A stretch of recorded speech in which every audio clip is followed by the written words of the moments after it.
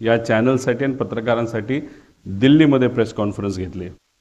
आता एक योगायोग आणि चांगली गोष्ट आहे की प्रेस कॉन्फरन्स झाल्यानंतर इन्व्हेस्टिगेशन एजन्सी या काम करतच आहेत, त्यांच्यावर काही आक्षेप नाही. त्यांच्या स्पीडवर ज्या गतीने ते चालले त्याच्यावर मात्र आमचा आक्षेप आहे. पण प्रेस कॉन्फरन्स तुमच्यामुळे चांगल्या पद्धतीची झाल्यामुळे इन्व्हेस्टिगेशनला सुद्धा कुठेतरी जोर आलाय. दिल्लीची कॉन्फरन्स झाल्यानंतर दुसऱ्या दिवशी DGCAची माणसं प्रायव्हेट प्लेनली बारामतीला गेले आणि बऱ्याच लोकांनी आता विषय घ्यायला सुरुवात, म्हणजे लोकांनी म्हणजे सामान्य लोकांनी विषय तर घेतलेच होते, पत्रकारांनी घेतलेच होते, पण आता नेतेसुद्धा पत्र द्यायला लागलेत, विषय घ्यायला लागलेत. ही एक चांगली गोष्ट आहे, कारण लोकांच्या मनामध्ये अनेक शंका आहेत, त्याला कुठं ना कुठेतरी उत्तर लवकरात लवकर मिळालं पाहिजे अशी आमची सगळ्यांची अपेक्षा आहे. आता पूर्वी जे काही मी प्रेझेंटेशन केलं होतं त्यात अधिकची काही माहिती माझ्यापर्यंत आलेली आणि ती माहिती आपल्या सर्वांसमोर आम्ही आणणार आहोत. याच्यामध्ये अपघात आहे का घातपात हा प्रश्न अजूनसुद्धा कायम त्याच्यामध्ये राहतो. पण घातपात हा जो मुद्दा आहे त्याच्यावर थोडंसं लोकांचंही आणि सगळ्यांची त्या दिशेने जाण्याला प्रवास सुरू झाला असं आपल्याला म्हणावं लागेल.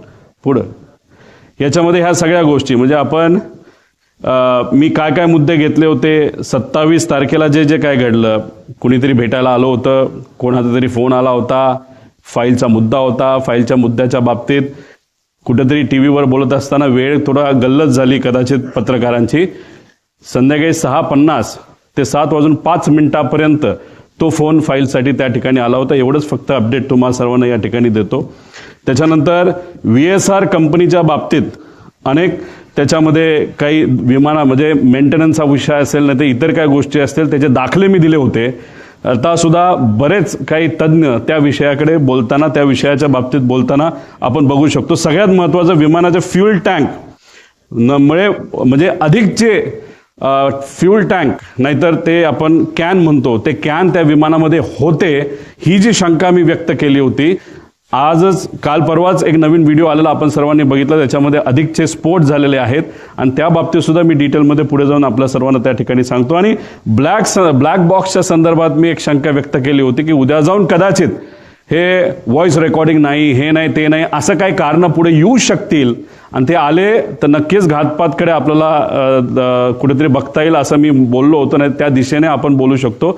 दुर्दैव असं कालच कदाचित आज प्रेस कॉन्फरन्स कालच या बाबतीतलं एक क्लॅरिफिकेशन कुठेतरी केंद्र सरकारची जी एजन्सी त्यांच्याकडनं आलेलं आहे की ब्लॅक बॉक्समध्ये कदाचित अडचण असू शकते, त्याचा काही भाग हा जळला असं ते तिथं म्हणतात. काही एक्सपर्टला आम्ही बोलू का, आम्ही ब्लॅक बॉक्स बाहेर पाठवू, असे विषय त्याच्यामध्ये त्या ठिकाणी घेतात. आता फ्युएल टँक जो आहे म्हणजे आता तुम्ही बघा व्हिडिओ.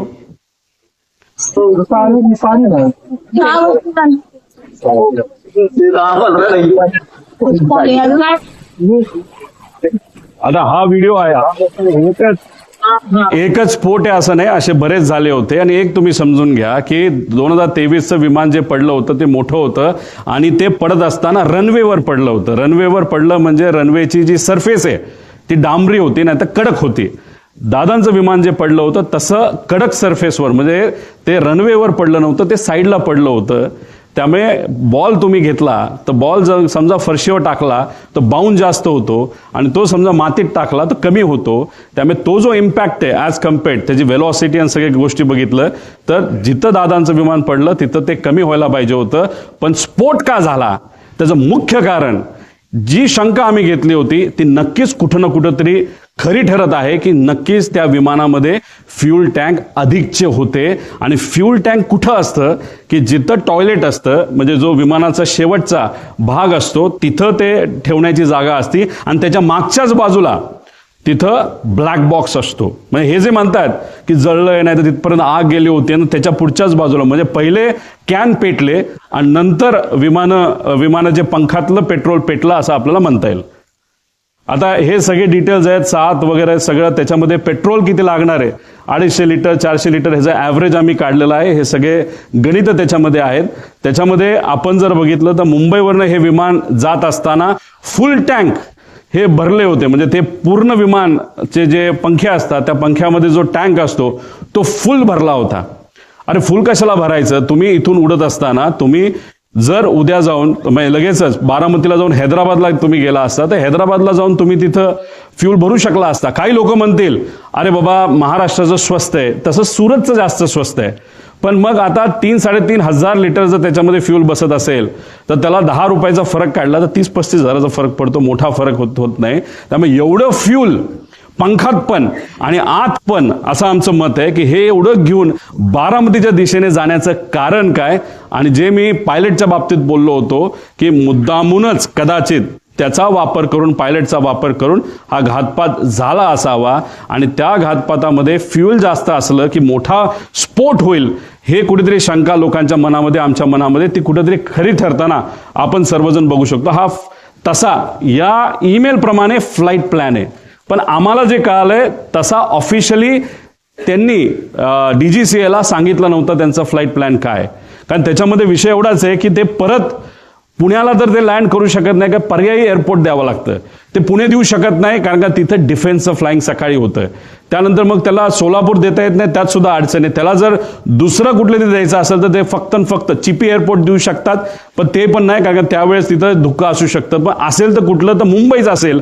त्यामुळे ते उगाच तुम्ही जो फेरफटका मारला तो न मारता अंदाज घेऊन 3000ची विजिबिलिटी जी 5000 पेक्षा कमी आहे. 5000 हे DGCAचं नॉर्म आहे. एक तर तुम्ही उडायला नव्हतं पाहिजे हा आमचा मुद्दा आहे आणि उडला तरी लँड करण्याचा प्रयत्न तिथं केला नाही पाहिजे. तुम्हाला परत मुंबईला यावं लागलं असतं.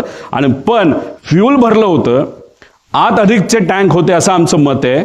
आणि त्याच्यात परत जाण्यापेक्षा डायरेक्ट हे विमान खाली आदळण्यात आलं, हे मुद्दामून आदळण्यात आलं असं आम्हाला आता त्या ठिकाणी वाटायला लागले. पुढं आता ह्याच्यामध्ये सर्वात म्हणजे विमान टेक ऑफ हे मी तुम्हाला सांगितलं. फ्लाईट प्लॅनची माहिती आपल्याला लागेल. आता फ्लाईट प्लॅनच्या बाबतीत तिथं एक गोपी नावाचा VSIचा हँडलर आहे, लय करामती आहे, मुंबईमध्ये तो बसतो.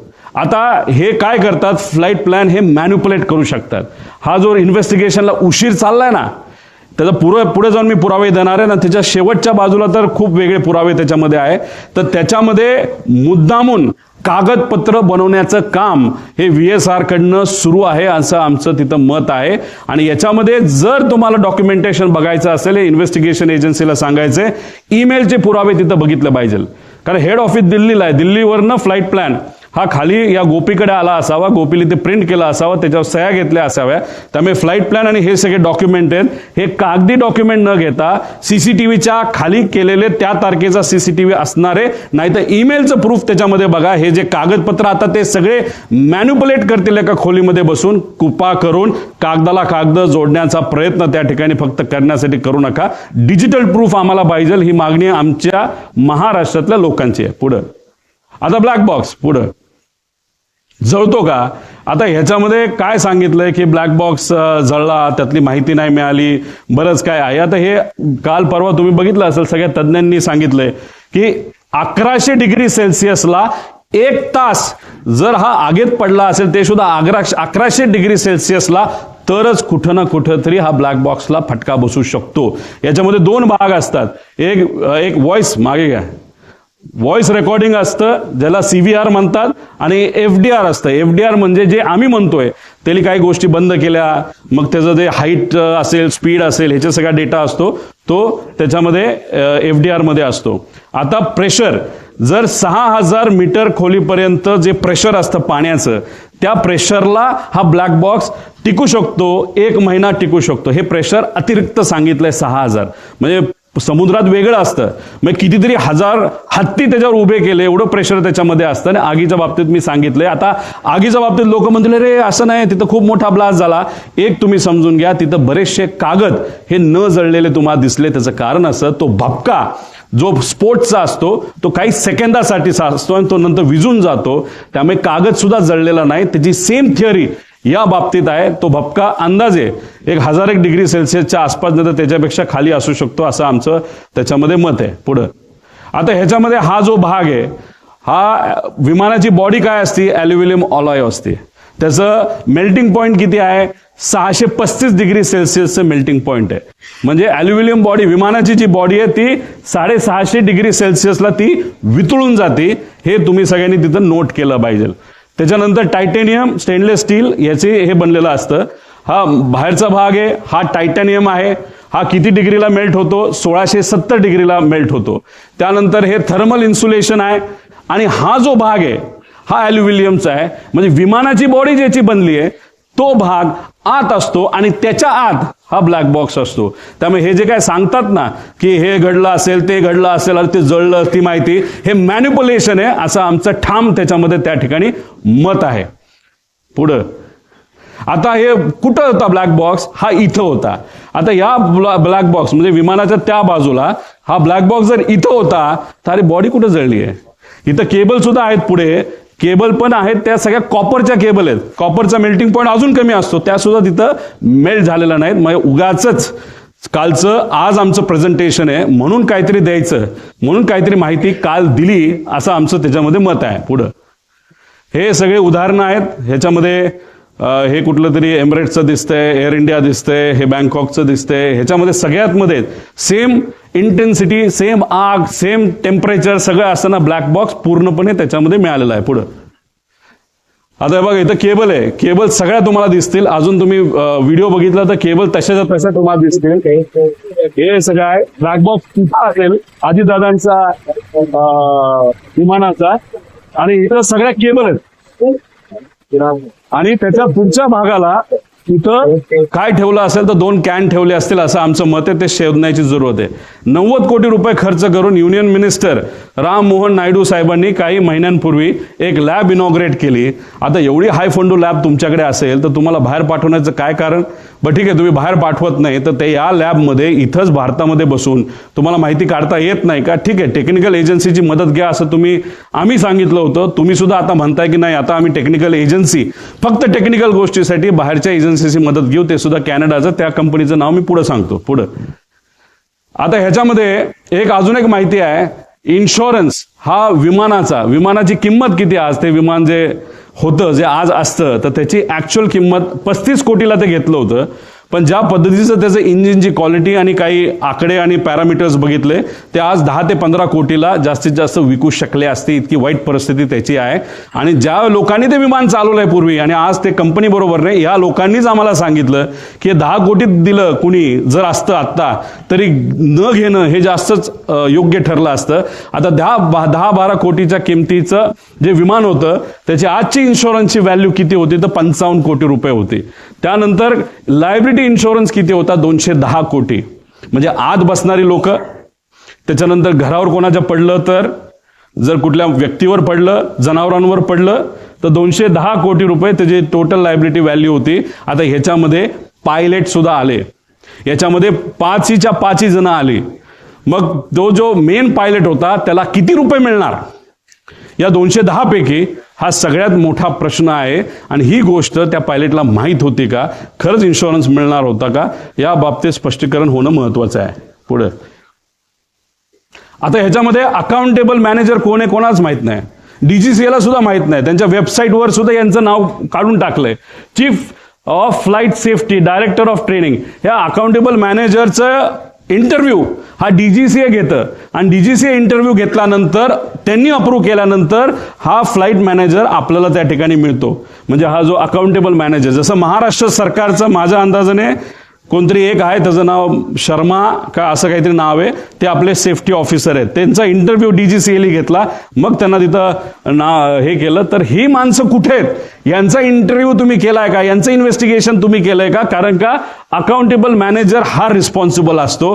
त्यांनी तिथं ईमेल केले पाहिजे. त्यामुळे जी कालची नोटीस जी आलेली आहे, नाहीतर एक्सप्लेनेशन जे डीजीसीएला दिलेलं त्याच्या खालच्या बाजूला 2 नाहीतर सीसी अकाउंटेबल मॅनेजर केलेला आहे. त्यामुळे अकाउंटेबल मॅनेजर कोण आणि ही लोक कोण हे माहिती घेणं महत्वाचं आहे. पुढे आता हे महाशय, म्हणजे हे जे तुम्ही जर ट्रक चालवत असाल, तुम्ही ट्रकच चालवला पाहिजे, तुम्ही गाडी चालवायची नाही.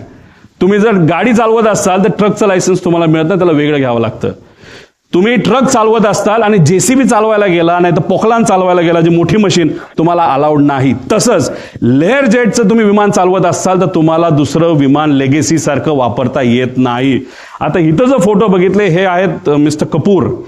हे मागे जे आहे ते लेगेसीचं विमान आहे. आपले मुख्यमंत्री साहेब आणि उपमुख्यमंत्री दुसरे हे लेगेसीली जास्त ट्रॅव्हल करतात. ही आहे लेगेसी, हे आहे लेगेसी आणि हे आहे लेअर जेट. म्हणजे हे महाशय लेगेसी सुद्धा चालवत होते आणि हे महाशय लेहरजेट सुद्धा चालवत होते आणि फक्त हाच व्यक्ती चालवत होता असं नाही, रोहित सिंग सुद्धा इलिगली हे दोन्ही विमानं तिथं चालवत होतं. याचे सीसीटीव्ही कॅमेरा, याचे डॉक्युमेंटेशन हे करा. आमच्याकडे डॉक्युमेंटेशन आहे, आम्ही कसं काढलं हे आम्हाला माहिती. पण या डीजीसीएला आम्हाला सांगायचं, इन्व्हेस्टिगेशन अधिकाऱ्यांना आणि ऑफिसरला सांगायचंय, कृपा करून कागद रंगवारंगवी करणं हे तुम्ही सोडून द्या. आणि जर करत असाल तर ते चुकीचं आहे. जर उद्या जाऊन त्या कागदात जर फरक दिसला, व्हिडिओ आमच्याकडे कुठला असेल आणि तो जर आम्ही दाखवला आणि त्याच्यामध्ये जर डिस्क्रिपन्सी आली तर हे योग्य ठरणार नाही.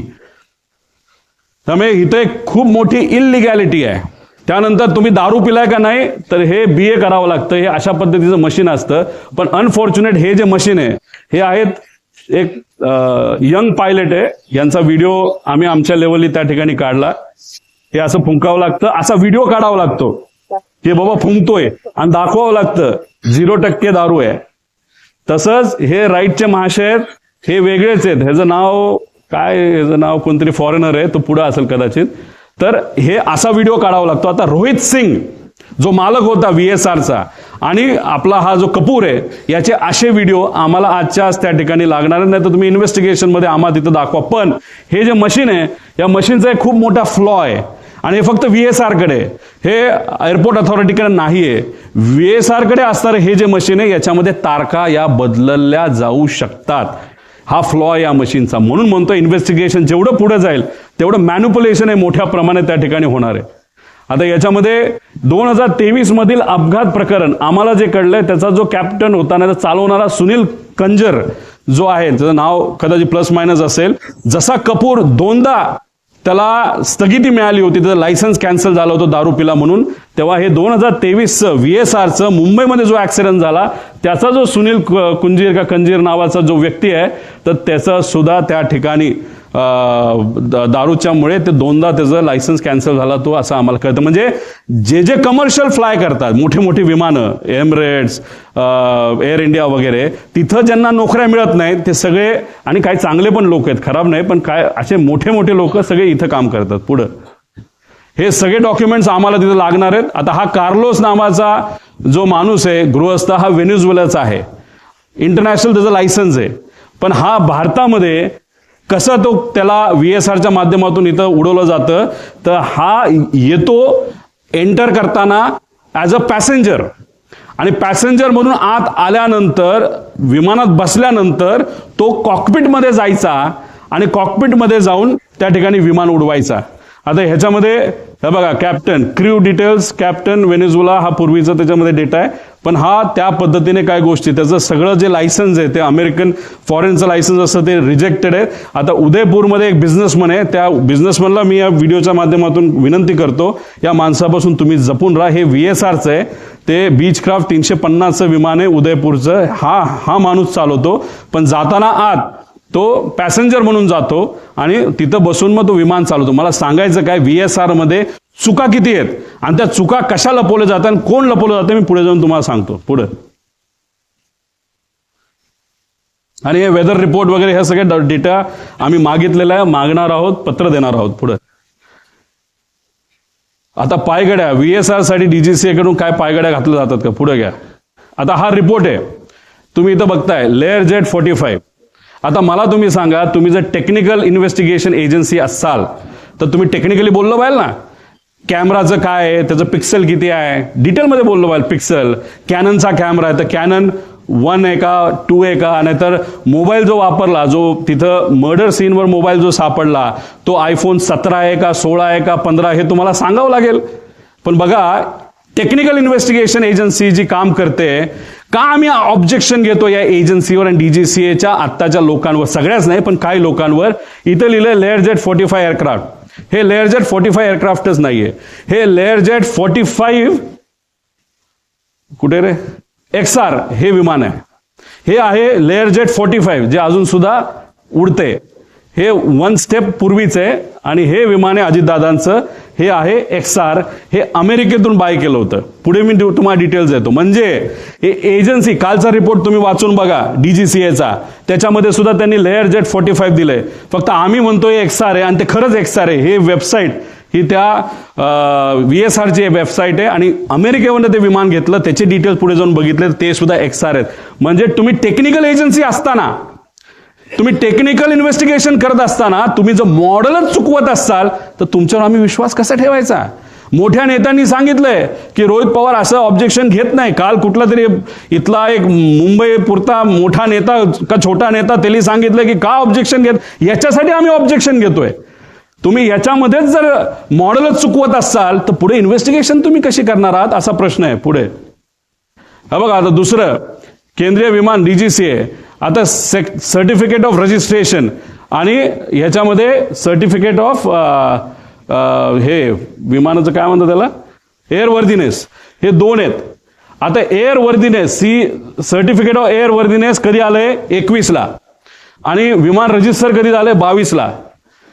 म्हणजे काय केलं, आधी गाडी घेतली, त्याचं सगळं PSU वगैरे केलं, सगळं करून टाकलं आणि नंतर ते रजिस्टर केलं, तसं विमानाचं झालं. हे चुकीचंच आहे.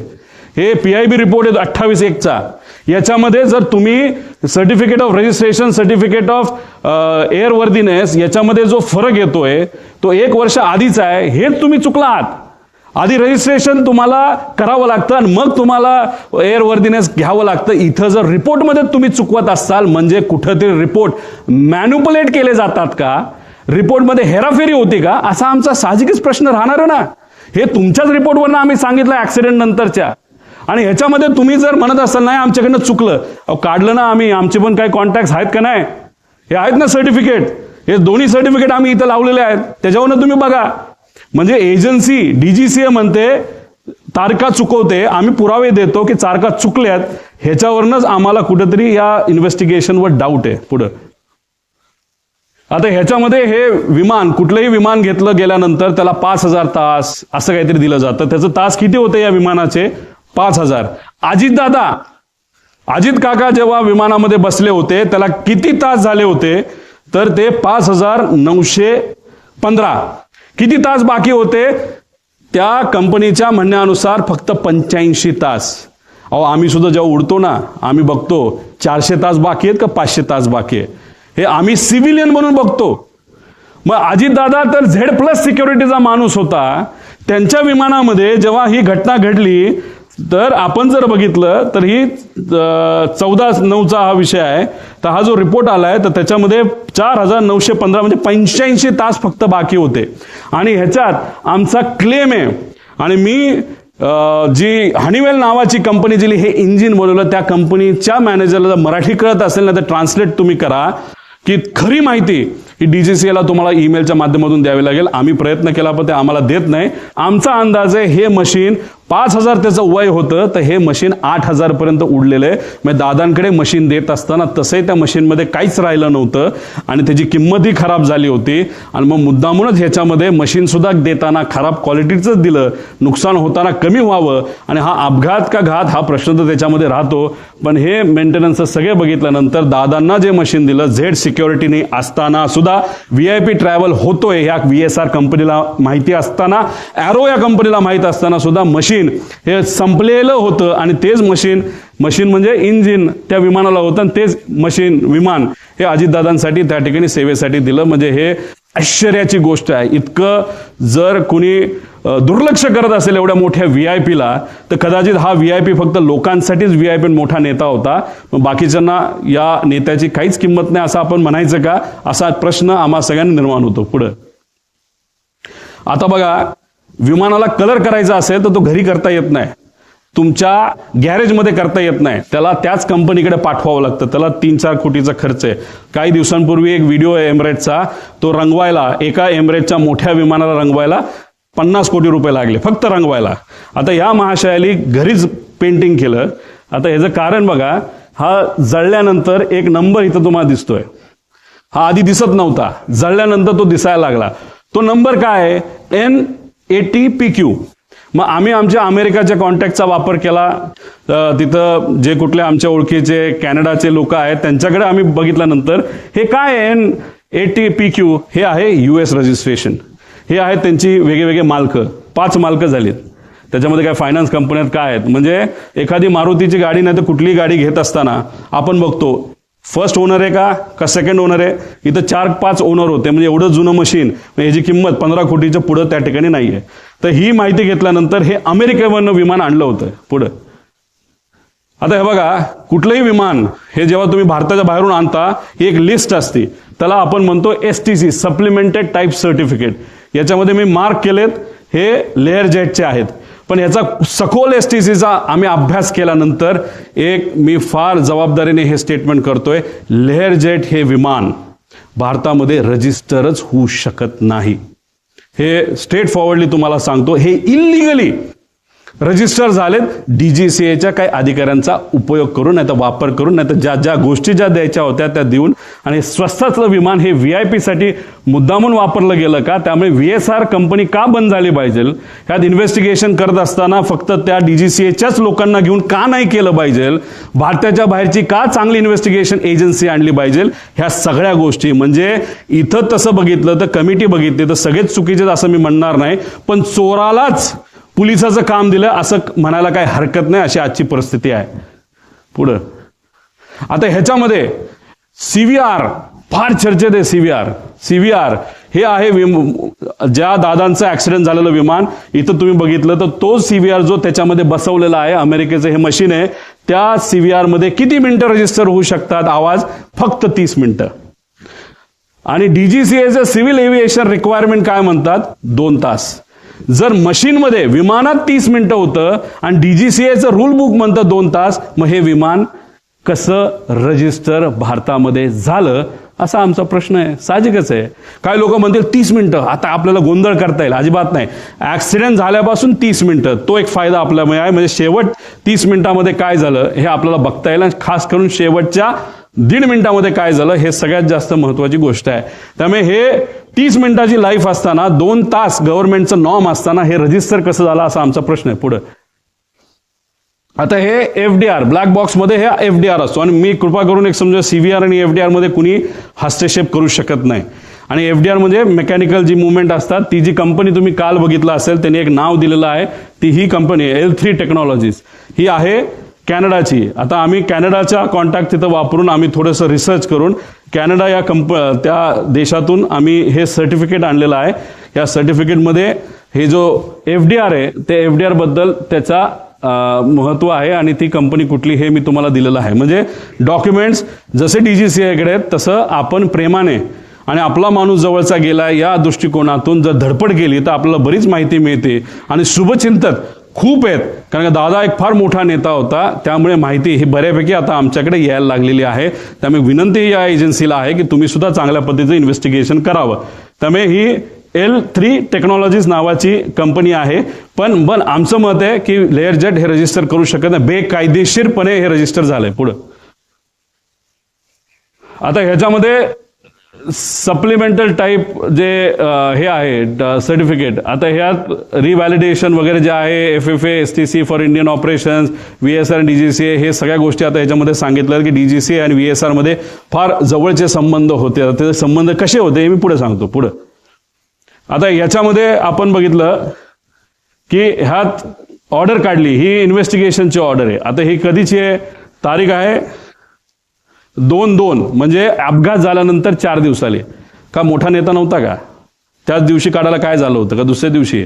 जसे इन्व्हेस्टिगेशन करण्यासाठी काय फॉरेन्सिकची लोक संध्याकाळी पोहोचली निवांत, कुठे जेवायला गेले असतील, कुठे फिरायला गेले असतील, आणि एवढा मोठा नेता जाऊन सुद्धा अख्खं जग तिथं आलं होतं. आणि हे इन्व्हेस्टिगेशन आणि फॉरेन्सिकची लोक संध्याकाळी 8ला का 7ला का कधीतरी तिथं पोहोचली असं आम्हाला कळालं. ते ह्याच्यामध्ये तुम्ही 4 दिवसानंतर एजन्सी काढता, ह्याच्यामध्ये हे सगळी लोक DGCAची आहे.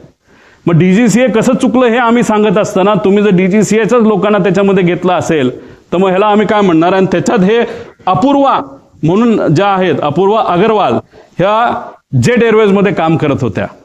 जेट एअरवेजचं काय रिलेशन आहे हे मी तुम्हाला सांगतो. पण ह्याच्यात एकाला सुद्धा लेअर जेट विमान कसं असतं, काय असतं, टेक्नॉलॉजिकल काय ॲडव्हान्समेंट आहे, एकाला सुद्धा याच्यामध्ये माहीत नाही. ही आजची परिस्थिती. आणि अशा लोकांना ज्याला विमानच कसं होतं, लेअर जेटमध्ये काय कॉम्प्लिकेशन असतात, काय टेक्नॉलॉजिकल ॲडव्हान्समेंट आणि प्लस मायनसेस असतात हे माहिती नसताना सुद्धा नावापुरती ही एजन्सी बनवली आहे. अपूर्वाचं नाव कुणी दिलं हे पुढे जाऊन मी तुम्हाला सांगतो. पुढे आता जो साऊथवेस्ट एअरलाईनचा जो अपघात झाला अमेरिकेमध्ये 17 एप्रिल 2018 झाला आणि प्राथमिक अहवाल कधी आला? 2 दिवसात आला. आज 20वा का 22वा दिवस आहे. काल काहीतरी द्यायचं म्हणून काहीतरी फालतू त्यांनी दिले, त्यात सुद्धा मॉडेल त्यांनी चुकवलेलं आहे. मग हे जे काय आहे हे काय म्हणायचं की दादांचं एवढं महत्त्व नाही का? मग सत्तेचा वापर करून जे कोणी त्यांच्याबरोबर होते, पूर्वी खूप काम केलेलं आहे, या लोकांनी सत्तेचा आणि ताकदीचा वापर करून करा ना इन्व्हेस्टिगेशन पटपट. प्रिलिमिनरी रिपोर्ट यायला एवढा वेळ काय लागतो? आमच्यासारखा बिना बॅकग्राऊंडचा, बिना सत्तेचा माणूस जर एवढी माहिती काढू शकतो आणि तुम्ही 22 दिवस लावताय की बाबा ह्या एजन्सीला काम द्या, त्या एजन्सीला काम द्या, अरे काय कारण आहे? काय कारण आहे हे इन्व्हेस्टिगेशन पुढे जात नाही का? कारण कागदपत्र बनवले जातात. VSR कंपनी ही अडचणी देऊ नये, नाहीतर त्या अपघाताच्या मागे जे लोक, नाहीतर जे डोकं होतं त्या डोक्याला वाचवण्याचं काम हे इन्व्हेस्टिगेशन एजन्सी करते का, असा प्रश्न लोकांना आता पडायला लागलेला आहे. 2 दिवसात तो रिपोर्ट यायला पाहिजे, अजून आलेला नाही. पुढं CIDचा रिपोर्ट, आणि ह्याच्यात मागे जावा, मागे 15 तारखेपर्यंत रिपोर्ट द्या असं सांगितलंय बघा कुठेतरी. कुठे? हा, कुठेतरी लिहिलंय. हा, मध्ये. हा, हे बघा 15 फेब्रुवारी. आज किती तारीख आहे? 18. काय दिलं काल? आणि त्याच्याच बरोबर खाली लिहिलं बघा, अकाउंटेबल मॅनेजमेंट ऑफ VSR. अरे कोण आहे अकाउंटेबल मॅनेजर? कोणाच माहित नाही. मग नुसतं दाखवायचं म्हणून दाखवलं. मग अकाउंटेबल मॅनेजरला तुम्ही घेतलं का ताब्यात? नाही घेतलं. मेंटेनन्स मॅनेजरला घेतलं? नाही घेतलं. पुढे घ्या. आता हे सगळ्यात महत्वाचं आहे, हे नोट करा. आम्ही बघत होतो की VSR कंपनीवर कारवाई का होत नाही, VSR कंपनीवर कारवाई का होत नाही. ह्याच्या खोलात गेल्यानंतर आम्हाला कळालं की रोहित सिंग नावाचा जो VK सिंगचा मुलगा आहे, भारी भारी गाड्या आहेत त्याकडे, गाड्या घ्यायला काही हरकत नाही. 5 स्पोर्ट्स कार आहे, काय का गाडीची किंमत 7 कोटी असेल, 35 कोटीच्या तर गाड्या आहेत त्याच्या. मुंबईचं त्यांचं जे डेलचं जे गेस्ट हाऊस आहे त्याच्या खाली 1-2 गाड्या लावल्यात, बाकी कुठे ते आम्हाला माहित नाही. या रोहित सिंगचं लग्न होतं 1.5-2 वर्षापूर्वी मॅरियट जयपूरला, राजस्थानमध्ये. तिथं कोण कोण गेलं होतं? कोणाकडे फोटो? आमच्याकडे काही लोकांकडे फोटो ते माझ्यापर्यंत आले नाहीत, पण येतील. पण ते मी वापरणार नाही, कारण कधी कधी आपण लग्नाला जात असतो. आमचं हे म्हणणं नाही की घातपात करणारे लोक तिथं गेले होते, नाही तर आमचं जे ऑब्जेक्शन ते अजिबात नाही. आमचं फक्त म्हणणं आहे VSR वर इन्व्हेस्टिगेशन का होत नाही, त्याचं कारण कदाचित असं असू शकतं की रोहित सिंगच्या लग्नामध्ये बरेच महाराष्ट्रातले सुद्धा सत्तेतले काही लोक, नेते, काही माजी मंत्री सुद्धा या निगडीत असणारे, आणि काही दुसऱ्या राज्यातले, त्यातलं एक राज्य आम्हाला कळलंय ते म्हणजे आंध्र प्रदेश. आंध्र प्रदेशचे TDP या पक्षाचे प्रमुख नेते, ते कोण मी सांगणार नाही, पुढच्या काही ह्याच्यामध्ये मी मला माहिती आहे का तर 100% माहिती आहे. TDPचे एक प्रमुख नेते त्या लग्नाला, रोहित सिंगच्या VSRचा जो मालक आहे त्याच्या लग्नाला राजस्थानला हे गेले होते. मग VSRच्या मालकाच्या मुलाच्या लग्नाला तुम्ही तिथं जाता, आणि आज VSR या कंपनीवर जेव्हा ऑब्जेक्शन घ्यायचं असतं, त्याचे ऑपरेशन बंद करायचे असतात, तेव्हा तिथं मंत्री महोदय, TDP या पक्षातले, या देशाचे जे एव्हिएशन मिनिस्टर आहेत, ते कुठेतरी म्हणतात no safety concern with Learjet aircraft VSR venture aviation minister. का ऑब्जेक्शन आम्ही नाही घेतलं पाहिजे? का दादांचा अपघात झाल्यापासून, का घात झाल्यापासून आतापर्यंत या राज्याचे सुद्धा मंत्री VSRली प्रवास करतायत का? का आतापर्यंत इतर राज्यांमध्ये सुद्धा VSR चालू आहे का? प्रश्न आहेत ना. आमचं धडधडीत डायरेक्ट म्हणणं आहे की सत्तेतले बरेचसे लोक हे VSRच्या मालकांच्या निगडीत आहेत. काही लोकांचे व्यवसाय आहेत. हैदराबादचा एक कुठला तरी मोठा व्यावसायिक आहे, तो कोणाच्या जवळ आहे याच्या खोलात सुद्धा मी जात नाही. त्याची 2 विमानं आहेत आणि दोन्ही विमानं VSRच्या नावाली आहेत. आणि आज सत्तेत जे लोक आहेत त्याच्या जवळ असणारा तो माणूस आहे, आणि कदाचित त्या माणसाकडे तिकडं त्या भागातलं एक छोटंसं पोर्ट सुद्धा असावं त्या राज्यातलं. फक्त एकच आहे, बाकी कुठले पोर्ट त्याचे नाहीत. कोण आहे हा माणूस? तिथं कोणाची सत्ता आहे? आणि ती सत्ता तिथं त्या ठिकाणी असताना त्या TDP या पक्षाचे नेते जर रोहित सिंगच्या लग्नाला तिथं जात असतील, आणि TDPचाच नेता आज जर तिथं एव्हिएशन मिनिस्टर असेल, आणि VSR कंपनी आतापर्यंत बंद होत नाही, त्याचे ऑपरेशन तसेच चालू राहतात, कागदपत्र त्या ठिकाणी रिअलाइनमेंट करणं, नाही तर त्याचं मॅन्युप्युलेशन करणं, असं आमचा त्याच्यामध्ये म्हणणं आहे. आणि आज रोहित सिंग आहे कुठं? आज रोहित सिंग भारतामध्ये नाही. अपघात झाल्यानंतर मायामी अमेरिकेमध्ये तो गेलाय, त्यांची दुबईमध्ये सुद्धा कंपनी आहे, अमेरिकेमध्ये सुद्धा कंपनी आहे. ही सगळी विमानं टप्प्याटप्प्याने हे दुबईच्या आणि अमेरिकेच्या कंपनीमध्ये ट्रान्सफर केली जातील. आज आम्ही सगळे दुःखात आहोत, आज आम्ही तिथं लढत आहोत, पण ज्या कंपनीच्या माध्यमातून हा घात झाला, नाहीतर हा अपघात झाला, त्याचा मालक मात्र आज भारतात नाही. त्याला कुणी मदत केली बाहेर जाण्यासाठी? कुणी त्याचा तिथं इन्व्हेस्टिगेशन लगेच करून त्याला लगेच ताब्यात घेऊन लगेच तुम्ही इन्व्हेस्टिगेशन आहे तर त्याचं तिथं चर्चा करून आणायला पाहिजे होती. पण हे महाशय गेले कुठं? तर मायामी अमेरिकेमध्ये त्या ठिकाणी गेलेले आहेत. आता ही बातमी एक ग्रेट आंध्रा नावाचा पेपर आहे, AP minister bought private jet. त्या जेटचं मला पॅटर्न सुद्धा माहिती आहे, त्याचं मॉडेल सुद्धा मला माहिती आहे, ते कोणाचं आहे हे तिथले लोक आपल्या सर्वांना त्या ठिकाणी त्या राज्यात सांगतील. माझं मत आहे की या VSR कंपनीला मुद्दामून वाचवण्याचा प्रयत्न केला जातोय. एवढा मोठा माणूस, महाराष्ट्राचा नेता गेल्यानंतर सुद्धा या सत्तेत असणारे काही लोक मुद्दामून या मालकांना वाचवत आहेत. म्हणजे दादा गेले याचं दुःख यांना नाही, पण पैसा आपला वाचला पाहिजे, मैत्री आपली टिकली पाहिजे, या अनुषंगाने VSRला मदत करतात. म्हणून आमचं मत आहे की आज नाही तर उद्या VSR कंपनीला बंदी घातली पाहिजे आणि इन्व्हेस्टिगेशन करत असताना त्याच्यामध्ये सुद्धा काही चेंजेस केले गेले पाहिजे. त्याच्यामध्ये तुम्ही 5 कुठले तरी घेतले, CBIला देताय, चांगली गोष्ट आहे, CID तर आहेच, पण याच्याच बरोबर एक वर मॉनिटरिंग एजन्सी आम्हाला असावी. राज्यात विरोधी पक्ष नेत्यांना त्याच्यात घ्यावं. दुर्दैवाने महाराष्ट्रात कोणी विरोधी पक्ष नेता नाही, पण हा विषय फार मोठा आहे. प्रायव्हेटली फार मोठे सेलिब्रिटी ट्रॅव्हल करतात. त्यामुळे आमचं मत आहे की देशातले जे विरोधी पक्ष नेता वरचा आणि खालचा जो आहे, राहुल गांधीजी आणि वर जे असतील त्यांना याच्यामध्ये त्या ठिकाणी घ्यावं, काही खासदारांना घ्यावं, खाली काही फॅमिली मेंबरला घ्यावं. तो जो पक्ष आहे जो बाधित आहे, नाही तर अजितदादा ज्या पक्षाचं प्रतिनिधित्व करत होते त्यातल्या काही लोकांना घ्यावं, पण त्यातले काही खूपच एव्हिएशनच्या अनुभवी लोक आहेत, त्यांचं काय करायचं हा निर्णय त्यांनी त्या ठिकाणी घ्यावा. मग अशा पद्धतीने आणि एक्स जज याच्यामध्ये घ्यावा आणि ही मॉनिटरिंग एजन्सी तुम्ही तिथं घ्यावी. आणि ह्याच्या अंडर CBI अंडर मतलब CBI जो काम करेल तो रिपोर्ट बघेल, CIDचा रिपोर्ट बघेल, एक एक्सटर्नल एजन्सीचा रिपोर्ट बघेल, पण हे केल्याशिवाय याच्यामध्ये पारदर्शकता येणार नाही असं आमचं ठाम मत आहे. मॅरिटचं तुम्हाला सांगितलं, ते आम्ही तारखा पण काढू, काही फोटो आमच्यापर्यंत आलेत, काही डॉक्युमेंट्स आमच्याकडे आलेत, कोण कसं काय, फक्त ते आत्ता वापरलेलं नाही कारण मला ह्याच्यात राजकारण आणायचं नाही. पण एक गोष्ट आहे की काही लोक मुद्दामून याच्यात राजकारण आणि मैत्री आणतायत आणि पैसा आणि इन्व्हेस्टर पण मी देऊ शकतो, पण इन्व्हेस्टरच्या खोलामध्ये मी जाणार नाही. इन्व्हेस्टरचं काही डायरेक्ट रिलेशन असेल असं नाही, पण इन्व्हेस्टर मोठे मोठे असल्यामुळे, शेकडो कोटीचा विषय असल्यामुळेच कदाचित या कंपनीला वाचवलं जातंय. त्यामुळे त्या इन्व्हेस्टरला मला म्हणायचं, तुम्ही खूप मोठे आहात, हजारो कोटी तुमच्याकडे आहेत. आमचा काका, आमचे दादा त्याच्यामध्ये गेलेले आहेत.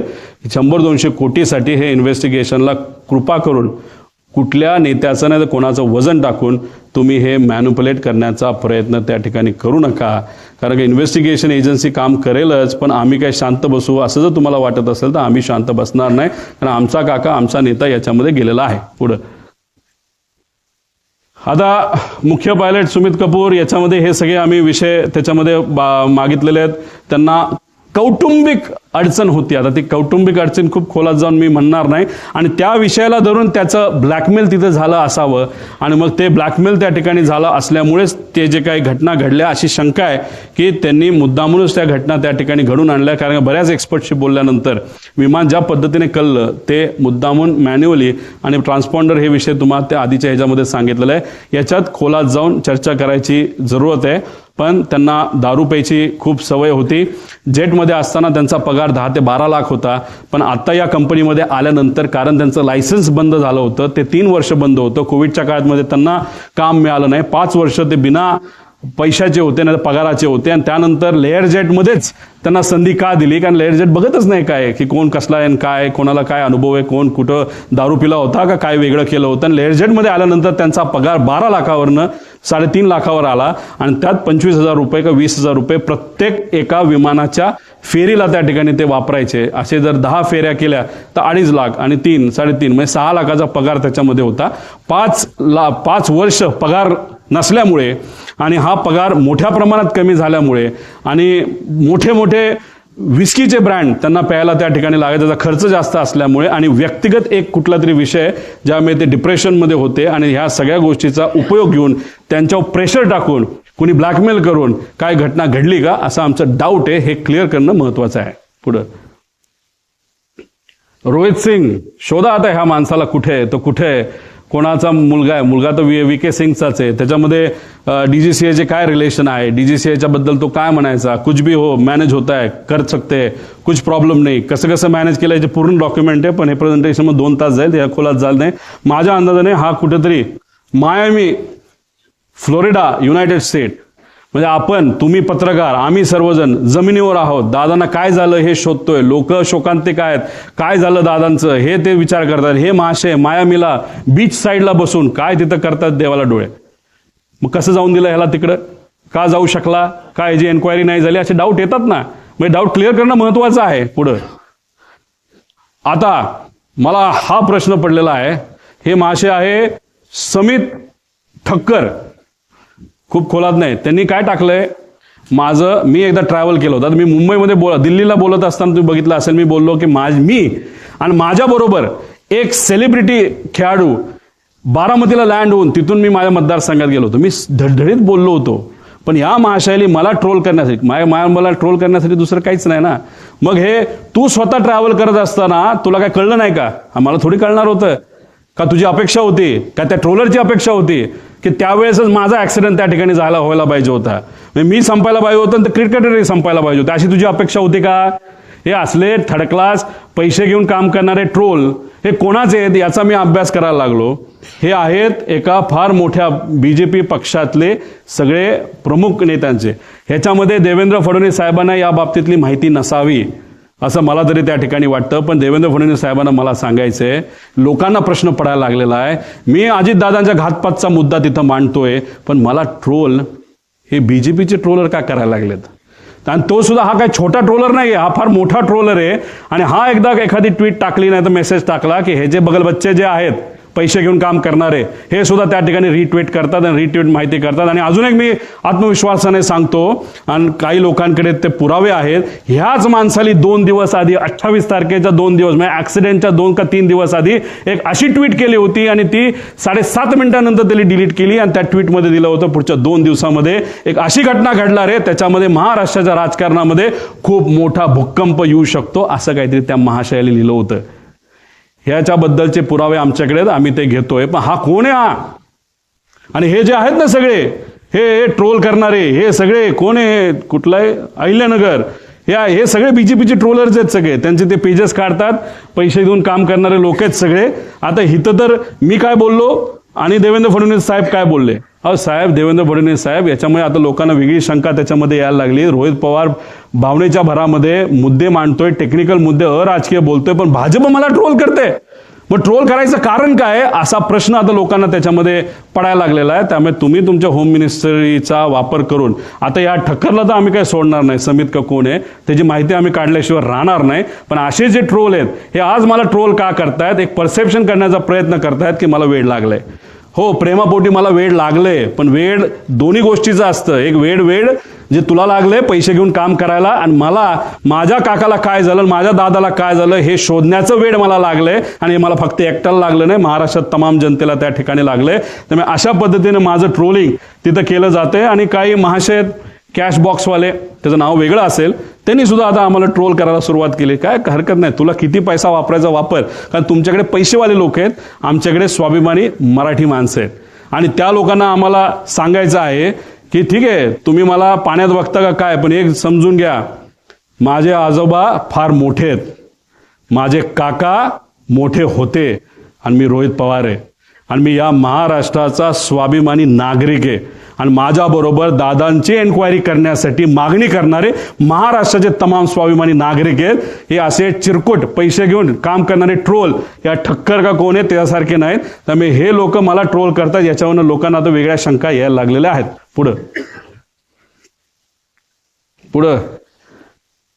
बाळ झालं ना, काय राहिलं का, हा या मग पुढं, अरे पुढं घे ना, काय राहिलं काय. हो, आधार कार्डची माहिती, म्हणजे आता बघा, मी इथं मरमरून मीडियाचा वापर, मीडियाच्या चांगल्या पत्रकारांचा उपयोग करतो, काय अधिकारी काय माझी आहे, आणि माझा वेगळा वेगळा सोर्स आहे, अमेरिकेत इकडं तिकडं सगळी माहिती आम्ही काढतोय. मला माहिती मिळायला केवढी अडचण आहे बघा. पण आता मी ज्या विमानाने ट्रॅव्हल केलं, ज्या सेलिब्रिटी बरोबर मी ट्रॅव्हल केलं, त्या विमानात ट्रॅव्हल करताना जी इन्फॉर्मेशन, जे आमचे डॉक्युमेंटेशन प्रूफ हे एअरपोर्ट अथॉरिटीला आम्ही देत असतो विश्वासाने, की हा आमचे प्रूफ आहे, हो आम्हीच ते आहोत, हे आम्ही विश्वासाने तिथं देत असतो, ती सगळी माहिती या ट्रोलरला दिली जाते. मग एअरपोर्ट अथॉरिटीचं असं कोण आहे का एअरपोर्ट अथॉरिटीचे लोक ट्रोलरला माझ्याबद्दलची माहिती देण्यासाठी तिथं करतात? सगळी माहिती, फक्त माझी नाही, त्या सेलिब्रिटी क्रिकेटरची सुद्धा माहिती दिली. अरे लाजबीज वाटते का नाही? मग आम्ही कष्ट करून माहिती काढतो आणि या ट्रोलरला फुकटात माहिती तिथं जर मिळत असेल तर याच्या मागे वेगळी अजून शक्ती आहे का, असा सुद्धा प्रश्न इथं निर्माण झाल्याशिवाय राहत नाही. आणि मग हे एअरपोर्ट अथॉरिटी असू शकतं, VSR असू शकतं, काय म्हणजे आम्ही इथं वेगळी इन्फॉर्मेशन मागतोय आणि आमच्या ट्रोलरला कुणीतरी ऑथेंटिक आणि सिक्रेट इन्फॉर्मेशन हे ट्रोलरला, ते सुद्धा भाजपच्या ट्रोलरला दिली जाते. याच्यावरनं शंका 100% आता आमच्या मनामध्ये त्या ठिकाणी निर्माण व्हायला लागली. पुढे आता हु इज श्वेता सिंग याचा थोडासा अभ्यास करावा. थोडक्यात तुम्हाला सांगतो, या आपल्या महाराष्ट्राच्या सुनबाई होत्या, आता नाही आहेत, त्या DGCA मध्ये काम करतात. फार मोठ्या फॅमिलीमध्ये त्यांचं लग्न झालं होतं आणि आज जो सत्तेत पक्ष आहे मोठा, त्याच्या निगडीत असणारी हे कुटुंब होतं. त्या कुटुंबामध्ये फार भावनिक गोष्ट झाली, ती कधीच आपण विचार करू शकत नाही, याचा अंदाज तुम्हाला आहे. आणि ह्या आज त्या DGCA मध्ये बसून त्यांच्या कॉन्टॅक्टचा वापर करून हे फार मोठ्या प्रमाणात तिथे एक रॅकेट चालवतात. आणि त्या ज्या मगाच्या अपूर्वाचं नाव घेतलं, त्या एअर इंडिया आपलं जेटमध्ये होत्या, या सुद्धा जेटमध्ये होत्या आणि ह्यांनीच त्यांना त्या समितीमध्ये टाकलंय असं आमचं मत आहे. यांचा रिसर्च, तुम्ही जर रिसर्चवाले पत्रकार असाल तर त्या करा, पण आमच्या या इन्व्हेस्टिगेशनमध्ये, नाही तर हे इन्व्हेस्टिगेशन चालू असताना श्वेता सिंगला तिथं ठेवू नका अशी आमची जाब मागणी आहे. कारण या वेल कनेक्टेड आहेत आणि ह्यांचा संपर्क फार वरच्या लेवलला पोहोचलेला आहे. त्यामुळे या व्यक्तीला त्या DGCA मध्ये न ठेवणं हे महत्त्वाचे. आणि चौकशी समितीबद्दल मी तुम्हाला काय गोष्टी सांगितलं. आणि CBIची चौकशी केली जाते, CID आहे, पण CIDचा रिपोर्ट कुठे आहे? CID आतापर्यंत काय केलं, कुठला CCTV घेतला, हे रिपोर्ट येणं महत्त्वाचं आहे. सांगा ना तुम्ही लोकांना, पब्लिकला येऊन आतापर्यंत आम्ही हे केलं ते केलं, आणि त्या पद्धतीने माहिती लोकांपर्यंत यायला काय हरकत आहे? CBIची मागणी करत असतील तर त्याचा अर्थ दिल्लीकडे त्यांनी त्या ठिकाणी बघितलं असावं. दिल्ली आता CBI आणि बाकी एजन्सीला घेतलं तर हे होऊ शकतं. आता ह्याच्यामध्ये बाकी आहेत. आता भारताकडे सरकारी विमान आहे 2004चं, हे 10चं होतं पडलेलं, 4चं सायटेशन XLS. आता हे विमान असून बंद पडलंय, वापरत नाहीत. आणि याचे 2 जे पायलट आहेत ते नुसते निवांत बसून असतात. आणि अजितदादांच्या बुकिंगमध्ये जो ग्रुप मी तुम्हाला सांगितलं ॲरोचा, त्याच्यामध्ये सुद्धा हे पायलट आहेत, सरकारी पायलट आहेत पगारावर, हे सुद्धा त्या ग्रुपवर आहेत. पूर्वी एक पायलट होते, ते रिटायर झालेत, त्यांचं नाव मला आठवत नाही, काय रे नाव काय असेल, ते स्वतः कर्वे म्हणून होते, स्वतः तिथं जायचे. समजा CM चाललेत, DCM चाललेत, मंत्री चाललेत, कर्वे साहेब स्वतः जायचे, सगळं चेक तिथं करायचे. पण हे महाशय नुसते ग्रुपमध्ये दोघं पदं घेतलीत, मोठा पगार त्यांना चालू आहे, पण एकदा सुद्धा ते साईटवर त्या ठिकाणी जात नाही चेक करायला की विमान नीट आहे का नाही. तर हे कोण अधिकारी 2, ते शर्मा आणि अजून कोणतरी जे महाराष्ट्र सरकारमध्ये काम करतात, त्यांची माहिती काढणं त्या ठिकाणी महत्त्वाचं आहे असं आमचं मत आहे. आणि ॲरो नावाची कंपनी ज्याने त्या पवार जो होता त्याला जे सांगितलं होतं वेदर इज ऑल ओके, त्याचं तुम्ही केलं काय? ॲरो कंपनीचा धंदा चालू आहे, विमानाचा धंदा चालू आहे, VSRचा धंदा चालू आहे. मग दादांच्या बाबतीत जे काय सांत्वन, जे काय दुःख आहे, हे फक्त राजकीय भूमिका आहे का? आम्ही इथं हळहळ करतोय पण बाकी सगळ्या गोष्टी चालू आहेत. मग जे चाललंय ते सुपरफिशियल आहे का, दाखवण्यासाठी आहे का, त्यात राजकारण आहे का, असा प्रश्न आता आम्हाला निर्माण व्हायला लागलाय. आणि आम्ही जर हे मुद्दे घेतले नसते तर इन्व्हेस्टिगेशन कुठल्या दिशेला गेलं असतं? मीडियाने हे मुद्दे घेतले नसते तर इन्व्हेस्टिगेशन भरकटलं असतं. आणि लोकांच्या मनामध्ये एक तीव्र इच्छा आहे की काय झालं हे कळलं पाहिजे. म्हणूनच तुमच्या मदतीने, मीडियाच्या मदतीने आज जे काय चाललंय ते राईट डिरेक्शनला चाललंय. आणि जे चुकतायत त्यांना कुठेतरी कान तुम्ही सर्वजण, आपण सर्वजण धरतोय असं आपल्याला म्हणावं लागेल. हा, आणि हे जे मी बोललो लग्न हे ते जे काय आहे, तर ते जे केंद्रीय मंत्री आहेत जे एव्हिएशनचे, आतापर्यंत तुमच्याकडनं प्रायमरी रिपोर्ट तिथं आला नाही. आणि रोहित सिंगच्या लग्नामध्ये तुमचेच जर प्रमुख नेते रोहित सिंग जो VSRचा मालक आहे त्याच्या लग्नाला 1.5-2 वर्षापूर्वी जात असतील तर मग आम्ही कशी अपेक्षा करू की तुम्ही ट्रान्सपरंटली ह्याच्यामध्ये इन्व्हेस्टिगेशन कराल. आणि असं जर तुम्ही सरळ सरळ स्टेटमेंट देत असाल की VSR कंपनीची काय चूक नाही, तर मग आमची पहिली मागणी असेल की हे हे इन्व्हेस्टिगेशन होऊस तर हे जे मंत्री आहेत TDPचे त्यांना वेगळी जबाबदारी द्यावी, पण या जबाबदारीवरनं म्हणजे या पदावरनं त्यांना त्या ठिकाणी लगेचच्या लगेच काढण्यात यावं अशी आमची त्याच्यामध्ये मागणी आहे. कारण का ह्याच्यामध्ये बरेच काही गोष्टी लिंकिंग त्यांचं असल्यामुळे इन्व्हेस्टिगेशन हे नीट होऊ शकत नाही अशी आमची भूमिका आहे. या मंत्र्यांची ह्याच्यामध्ये चूक आहे, नाही तर कुठे इन्व्हॉल्ड असेल असं आम्ही म्हणत नाही या घातपातात, पण VSRला तुम्ही वाचवत आहात असं कुठंतरी एक चित्र आता या ठिकाणी निर्माण झालेलं आहे. पुढं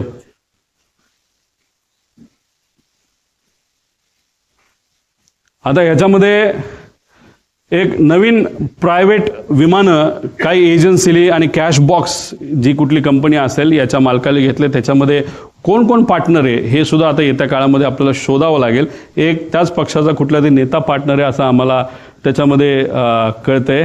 आता हा घातपाताचं जे काही दृष्टिकोन आहे एक तुम्ही समजून घ्या, म्हणजे लोकांना प्रश्न पडलेला आहे ह्याच्यात खरंच राजकारण असेल तर जे काही विलिनीकरणाची चर्चा ही सुरू होती त्याच्यामध्ये दादांमध्ये आमच्यामध्ये काय चर्चा झाली हे आम्हालाच माहिती आहे. याच्यामध्ये एक चर्चा अशी असू शकते की आम्ही NDA बरोबर सत्तेत जाणार, आम्ही म्हणजे आमचा पक्ष, आणि ही गोष्ट काही लोकांना आवडत नसावी. नाही तर दुसरा जो सिनारिओ आहे, दृष्टिकोन आहे की दादाच NDAमध्ये राहणार नाहीत, दादाच NDAतून बाहेर निघतील आणि रस्त्यावरची सामान्य लोकांची साठीची लढाई आमच्यावर लढतील, आणि हा दृष्टिकोन एका गटाला आवडला नसावा. त्यामुळे ह्याच्यामध्ये जर राजकारण असेल आणि ह्याला जर घातपात असं आपल्याला म्हणावं लागेल आणि राजकारण आणायचं असेल तर या दोन दृष्टिकोनापैकी एक दृष्टिकोन कुठला तरी असावा, आणि त्या दृष्टिकोनाला पाठिंबा देणारा एक जो गट आहे तो याच्या मागे असू शकतो असंही आपल्याला त्या ठिकाणी म्हणता येईल.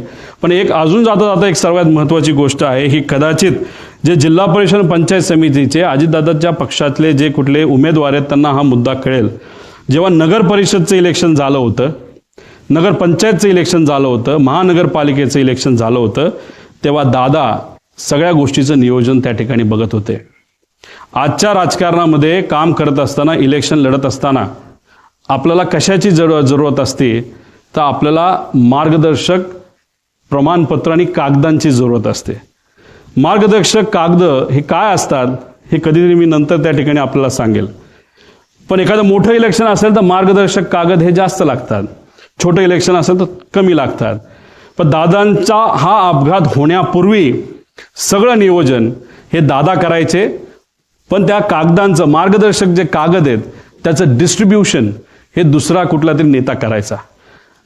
28 तारखेला असंही आम्हाला कळतंय, आता कळतंय म्हणून आम्ही सांगतोय की या जिल्हा परिषद पंचायत समितीच्या इलेक्शनचं या मार्गदर्शक कागदांचं योग्य असं नियोजन त्या ठिकाणी झालं होतं, आणि निर्णय असा झाला होता 200 पट ताकद या मार्गदर्शक कागदांच्या माध्यमातून इथं लावली जाणार. सगळं ठरलं, सगळं झालं. दुर्दैवाने 28ची घटना त्या ठिकाणी घडली, आणि आम्हाला असं कळतंय की दादा नसताना या 200 पट ताकद जी लावली जाणार होती मार्गदर्शक कागदाच्या माध्यमातून, फक्त 50 पटच ताकद त्याच्यामध्ये लावली. 150 पट ताकद कमी लावल्यामुळे सुद्धा ते जे उमेदवार आहेत ते कुठंतरी काही गोष्टींच्या बाबतीत कमकुवत पडले आणि एकटे पडले दादा नसताना, अशी ती चर्चा आहे. त्यामुळे 150 पट ताकद का कमी लावली आणि कुणी लावली ह्याच्यामध्ये सुद्धा आपल्याला त्या ठिकाणी खोलात जावं लागेल. असे अनेक आहेत, आणि मी काय राजकारण करतो असं नाही, आजपर्यंत राजकारण करत असलो असतो, जे बोललो ते खोटं निघालं असतं, पण जे मुद्दे मांडले, कारण शेवटी इन्व्हेस्टिगेशन करत असताना टेक्निकल इन्व्हेस्टिगेशन इज इम्पॉर्टंट, आणि त्याच्याच बरोबर जर क्रिमिनल इन्व्हेस्टिगेशन आपण करतोय तर त्याच्यामध्ये एक दिवस आधी काय घडलं, एक महिना आधी काय घडलं, कोण कोणाला भेटलं, नंतर काय घडलं, कोण कसं वागतंय, कोण किती भावनिक आहे, कोण कुठल्या विषयामध्ये एखाद्या महत्त्वाच्या विषयामध्ये चर्चा करत असताना कोण कुठल्या भावनेतून त्या ठिकाणी बोलतो, हे सगळ्या गोष्टी जर आपण बघितल्या तरच त्याला राईट इन्व्हेस्टिगेशन आपण म्हणू शकतो. त्यामुळे आमची मागणी आहे की याच्यात क्रिमिनल इन्व्हेस्टिगेशन सुद्धा त्याच्यामध्ये त्या ठिकाणी व्हावं, आणि टेक्निकल इन्व्हेस्टिगेशन तर व्हावंच, पण टेक्निकल इन्व्हेस्टिगेशनमध्ये काय चुका आहेत हे मी तुम्हाला आधी सांगितल्यामुळेच याच्यामध्ये मोठे रिस्ट्रक्चरिंग करण्याची त्याच्यामध्ये त्या ठिकाणी जरूरत आहे. पुढं आता याच्यामध्ये काही इतर मागण्या आहेत ज्यांना मी या परिवाराला भेटलो, कपूरच्या परिवाराला मी भेटू शकलो नाही, पण शांभवी पाठक यांच्या परिवाराला मी भेटलो. त्यांची एक व्यक्तिगत मागणी आहे जी सत्तेतले लोकच पूर्ण करू शकतील. कृपा करून त्या पाठक परिवाराला सत्तेतल्या काही लोकांना थोडा वेळ काढून त्यांना भेटणं महत्त्वाचं आहे, त्यांची मागणी समजून घेण्यासारखी आहे आणि दिल्ली गव्हर्नमेंटच्या माध्यमातून त्यांची ती मागणी पूर्ण होऊ शकते. म्हणून मी आपल्या माध्यमातून त्या लोकांना जे सत्तेत आहेत त्यांना विनंती करतो. विदीप जाधव यांच्या मुलांचं शिक्षणाची जबाबदारी आम्ही घेतली, तो विषय तिथं संपलेला आहे. पण त्याच्याचबरोबर त्यांच्या पत्नी या ठाणे महानगरपालिकेमध्ये कॉन्ट्रॅक्टवर काम करतात. एकनाथ शिंदे साहेबांना आम्ही भेटूच, पण या प्रेस कॉन्फरन्सच्या माध्यमातून त्यांच्या नेत्यांना आणि एकनाथ शिंदे साहेबांना आणि श्रीकांतभाऊ शिंदेंना मी विनंती करतो की त्यांना परमनंट जर आपल्याला करता आलं या संवेदनशील विषयाच्या माध्यमातून, ते फार महत्त्वाचं त्या ठिकाणी ठरू शकतो. पिंकी माळी यांचा भाऊ यांना कॉन्ट्रॅक्टवर आम्हाला एका ठिकाणी नोकरी देता आली, जेवढं जमलं तेवढं, पण शेवटी तिचा याच्यामध्ये त्या ठिकाणी अपघात झालेला. ती आज त्या परिवाराबरोबर नाही. त्या परिवाराला आर्थिक दृष्टिकोनातून सबलीकरण करण्याचा फार मोठा वाटा त्या मुलीचा होता, युवतीचा होता. ती आज त्या परिवाराबरोबर नाही. त्या मुलाला परमनंट जर काय करता आलं, चांगला पगार जर तिथं देता आला, तर त्या बाबतीत सुद्धा तिथं विचार करण्यात यावा. कारण पिंकी माळींना शिकवण्यासाठी त्या टॅक्सी चालक वडिलांनी मुलगी असली तरी 50-60 लाख रुपये खर्च करून तिला शिकवण्याचा प्रयत्न केला आणि शिकवलं सुद्धा. पण दुर्दैवाने ही घटना त्या ठिकाणी घडली. त्यामुळे त्या परिवाराला सुद्धा मदत त्या ठिकाणी करण्याची जरूरत आहे. त्याच्याचबरोबर नंतर आम्ही अधिवेशनामध्ये विषय मांडूच. अजितदादांची नावं कुठल्या कुठल्या वास्तूला, कुठल्या कुठल्या गोष्टींना त्या ठिकाणी दिली जावीत, ह्या आमच्या मागण्या येत्या काळामध्ये त्या ठिकाणी असतील. पुढं आणि जस्टिस फॉर अजितदादा हॅशटॅग या पद्धतीने अख्खा महाराष्ट्र विचारतोय काय खरं घडलं 28 तारखेला, 28 तारखेच्या आधी. पण जे 28 तारखेला घात का अपघात जो घडला, त्याच्यामुळे सर्व महाराष्ट्रातले सामान्य लोक आज चिंतेत आहेत आणि आज एवढा मोठा नेता आपल्यातून गेला तर आपलं उद्या कसं व्हायचं असा प्रश्न त्यांना तिथं पडलेला आहे. पण जस्टिस फॉर अजितदादा या पद्धतीने आम्ही सर्वजण आणि शुभचिंतक असे अनेक जण आम्ही सगळेजण मिळून या विषयासाठी, या इन्व्हेस्टिगेशनसाठी, हे इन्व्हेस्टिगेशन योग्य पद्धतीने व्हावं आणि आयुष्याच्या आमच्या स्वतःच्या शेवटच्या काळामध्ये जेव्हा आम्ही या विषयाकडे लक्ष देऊ, तेव्हा आम्हाला कुठेतरी एक समाधान असेल की अजितदादांच्या घात का अपघाताच्या बाबतीत योग्य असं इन्व्हेस्टिगेशन व्हावं. यासाठी महाराष्ट्राच्या जनतेने, पत्रकारांनी आणि माझ्यासारख्या एक सामान्य कार्यकर्त्याने सुद्धा यासाठी पुढावा घेतला. माणूस आपल्यात नसला तरी जस्टिस त्यांच्या त्या गोष्टीला मिळालं असं एक समाधान शेवटच्या आयुष्याच्या लेवलला हे आम्हा सगळ्यांना त्या ठिकाणी असावं, एवढीच आमची छोटीशी साधीची इच्छा. हिंदीमध्ये नंतर बोलू का? बरं ठीक. हिंदीचं काय करू? हिंदी नंतर घेतो. नको नको. सीबीआयची मागणी करण्यात आली आहे.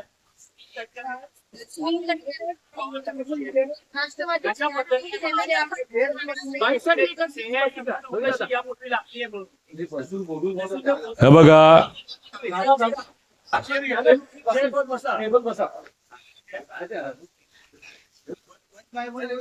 वन बाय गन घ्या, 1 तास विचारा, मला काय नाही.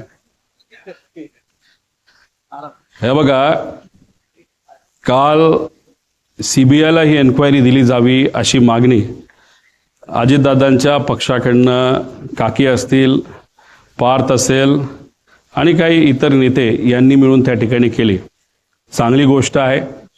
मी त्यांचं पत्र बघितलं, मी जे मुद्दे मांडले ते त्या पत्रामध्ये दिसले. मग माझ्या मनात ज्या शंका आहेत त्यासुद्धा त्यांच्या मनामध्ये आहेत. ही एक महत्त्वाची गोष्ट आहे.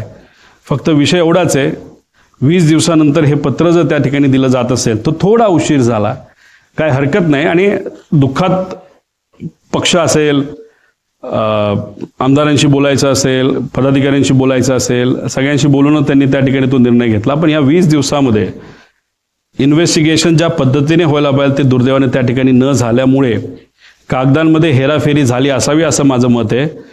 ठीक आहे, आम्ही सत्तेत नसताना एवढं लढतोय, त्यांनी काल पत्र दिलं असेल त्याचा फायदा नक्कीच त्या ठिकाणी होईल. देवेंद्र फडणवीस साहेब सुद्धा लगेचच्या लगेच सीबीआयला परवानगी देतील. CID पण इन्व्हेस्टिगेशन करेल, CBI सुद्धा इन्व्हेस्टिगेशन करेल, DGCA पण इन्व्हेस्टिगेशन करेल आणि बाहेरून एखादी एजन्सी ही घ्यावीच लागेल, एखादी नाही 2 एजन्स्या, आणि त्याला कंट्रोलिंग एक प्रमुख बॉडी असावी असं आमचं मत आहे. दादा, तुम्ही आता तपास करताय, घेताय आणि सरकारच्या यंत्रणांवर तुम्हाला विश्वास नाही का? अशा पद्धतीने काल ज्या रिपोर्टचा तुम्ही उल्लेख मगाशी केला की तो DGCA कडनं तिथं आला होता, त्याच्या विमानाच्या मॉडेलमध्ये चूक झाली आहे, त्याच्याच बरोबर विमान रजिस्ट्रेशनमध्ये चूक झालेली आहे. मग त्या एजन्सीकडनं तपास हा योग्य पद्धतीने तो सुद्धा टेक्निकली होईल हे कसं आपण मानू शकतो? त्याच्याच बरोबर ज्या काही गोष्टी आता होत चाललेल्या आहेत, जसं मंत्री जे एव्हिएशनचे मंत्री आहेत त्यांचा नाही तर त्यांच्या पक्षाचं VSR बरोबर मैत्रीचे संबंध त्या ठिकाणी दिसतात. आता तरी मैत्रीच त्या ठिकाणी वाटते. मग अशा पद्धतीने आपल्याला न्याय मिळणार आहे का इन्व्हेस्टिगेशनबद्दल? आणि ज्या पद्धतीने इन्व्हेस्टिगेशन चालली, म्हणजे CIDचा अजूनपर्यंत रिपोर्ट आला नाही, प्रिलिमिनरी रिपोर्ट आतापर्यंत यायला पाहिजे तो अजूनपर्यंत मिळाला नाही, मग का उशीर लावला जातोय? आणि हे करत असताना मालकच अमेरिकेत जाऊन जर बसत असेल तर शंका घेण्यासारखंच आहे. आणि आम्ही कुठून कशी माहिती काढली? आम्ही पण आमचे सोर्सेस त्या ठिकाणी ठेवलेत. आमच्याकडे पण ज्या माहिती आहेत त्या सुद्धा आम्ही काय आमच्याच घरी नाही तर ऑफिसमध्ये ठेवतो असं नाही, आम्ही 4-5 लोकांकडे त्या ठिकाणी ठेवत असतो. आणि माझ्याबरोबर जी टीम करते त्यांना सुद्धा माहीत नाही की आम्ही ते कुठे ठेवत असतो. आणि फक्त ही अर्धवट आत्तापर्यंत आलेली ही अर्धी माहिती आहे. माझ्याकडे अजून बरीच माहिती आहे जी डिटेलमध्ये आहे. ती माहिती उद्या परवा आम्ही आणू शकतो. फक्त आमची इच्छा आहे की आम्ही एवढं प्रेझेंटेशन केल्यानंतर इन्व्हेस्टिगेशन सुद्धा तेवढंच खोलात त्या ठिकाणी गेलं पाहिजे. पण आता हे सरकार इन्व्हेस्टिगेशन करते नाही करतं मला माहीत नाही, पण लोकांनी आपापल्या लेवलला इन्व्हेस्टिगेशन त्या ठिकाणी सुरू केलेलं आहे. त्याच्याच बरोबर काही तज्ज्ञांनी सुरू केलेलं, मराठी मीडियाली सुद्धा आणि हिंदी मीडियाली सुद्धा याच्यामध्ये खूप मनापासून लक्ष घातलेलं आहे. त्यांचे सुद्धा मी आभार व्यक्त करतो. जेव्हा होता तेव्हा थर्ड पार्टी इन्व्हेस्टिगेशन केलं जातं. तर या प्रकरणामध्ये देखील जर तुम्ही प्रश्न उपस्थित केले DGCA वर किंवा अन्य एजन्सीज ज्या AIB वगैरे ज्या इन्व्हेस्टिगेशन त्या संदर्भात प्रश्न उपस्थित केले, मला वाटतं की एक वेगळ्या कमिटीचा या संदर्भात प्रश्न तुमचा 100% CBI घ्यायची असेल तर घ्या, CID घेतलीच आहे ती ठीक आहे. त्याच्याबरोबर DGCAची आहे, त्यांची इंटरनल इन्व्हेस्टिगेशन एजन्सी, हरकत नाही. पण भारताच्या बाहेरच्या 2 एजन्स्या तुम्ही घ्याव्यात. आणि ह्या सगळ्या एजन्सीला रिपोर्ट करण्यासाठी नाही तर रिपोर्ट ज्यांना केलं पाहिजे त्याला एक कमिटी फॉर्म करा. त्या कमिटीमध्ये मी जसं सांगितलं महाराष्ट्रात विरोधी पक्ष नेता नाही तर त्यांचा घेता आला असता, पण देशाचे विरोधी पक्ष नेता तुम्ही घ्या. त्याच्याचबरोबर काही माजी चांगले अधिकारी तुम्ही घ्या, माजी जजेस तुम्ही घ्या, अजितदादांच्या पक्षातले काही लोकांना तुम्ही घ्या आणि काही चांगले तज्ज्ञ त्याच्यामध्ये तुम्ही घ्या. आणि ह्या कमिटीला हा रिपोर्ट सादर केला पाहिजे. कमिटीच्या मनामध्ये जे प्रश्न आहेत ते त्या एजन्सीला पण विचारण्याची संधी त्या ठिकाणी दिली गेली पाहिजे. त्यामुळे अशा पद्धतीने पारदर्शक हा तपास व्हावा अशी आमची त्याच्यामध्ये मागणी. पण आज ते होताना दुर्दैवाने त्या ठिकाणी दिसत नाही. VSRला पाठबळ दिलं जातं. जर खरंच तुमच्याकडे सत्ता आहे ना, त्या सत्तेचा वापर करून VSRला आत्ताच्या आत्ता कुलूप लावण्याची धमक अजितदादा आज असत्या त्यांच्या परिवारामध्ये नाही तर त्यांच्या त्यांच्या राष्ट्रवादी परिवारामध्ये जर एखादी अशी घटना घडली असते, दादा जर आज असले असते, दादा म्हणले असते राजकारण बाजूला, आत्ताच्या आत्ता ही VSR बंद करा, ही दादाची धमक होती. ती धमक मात्र आज सत्तेत असणाऱ्या लोकांकडनं दिसावी अशी लोकांची आणि आमची अपेक्षा आहे. केलं जात आहे. आणि त्याचसोबतच खरं तर ही सगळी तुम्ही काही माहिती गेल्या पत्रकार परिषदेपासून देत आहेत, एक माहिती समोर उघड करतायत. केंद्रीय यंत्रणा यामध्ये सगळ्या समाविष्ट आहेत. तुम्हाला या सगळ्या भीती वाटत नाही का? कारण की काल स्वतः सेंट्रल कोर्टात हजर होता, तुमच्यावरती स्वतः ईडीच्या संदर्भातली कारवाई सुद्धा सगळी सुरू आहे, त्या संदर्भात कोर्टात तुम्ही लढताय. एकतर भीती मला वाटत नाही, पण माझ्या परिवाराला 100% त्या ठिकाणी भीती वाटते. एवढ्या मोठ्या लोकांना जर तू अंगावर घेत असेल, त्याच्याचबरोबर एवढी मोठी लोक जर कुणी असेल, कारण ही घटना घडवायला फार मोठे लोक त्याच्या मागे असू शकतात नाही तर लागतील. आणि मग या लोकांना तू अंगावर घेत असतील तर आम्हाला तुझी काळजी वाटते. हे माझ्या पत्नीली सुद्धा मला बोलून दाखवलंय, माझ्या मुलांनी मला बोलून दाखवलंय, माझ्या आईवडिलांनी आणि माझ्या सासऱ्यांनी आणि सगळ्या जवळच्या लोकांनी ते बोलून दाखवलेलं आहे. पण आपण नाही लढणार तर कोण लढणार? कारण का हा विषय अतिशय भावनिक आहे, महाराष्ट्रासाठी सुद्धा आणि आमच्या परिवारासाठी सुद्धा. जर भीतीपोटी आम्ही थांबलो, शांत बसलो तर आम्ही मराठी माणसं कशाचे आणि आम्ही पवार कसले? आम्ही लढत आहोत, ठीक आहे, भीती आहे. उद्या जाऊन या बाबतीत काही गोष्टीची दक्षता आम्ही घेतली आहे आणि बघू आमचे कार्यकर्ते सुद्धा त्या बाबतीत काय भूमिका घेत आहेत. उद्या जाऊन आपण बघणार आहोत. काही कार्यकर्त्यांनी इच्छा व्यक्त केलेली आहे की उद्या जाऊन कुठेतरी काही वेगळ््या पद्धतीने आपल्याला काही प्रोटेक्शनच्या बाबतीत करता येईल का, पण तो त्यांचा त्या ठिकाणी विषय आहे.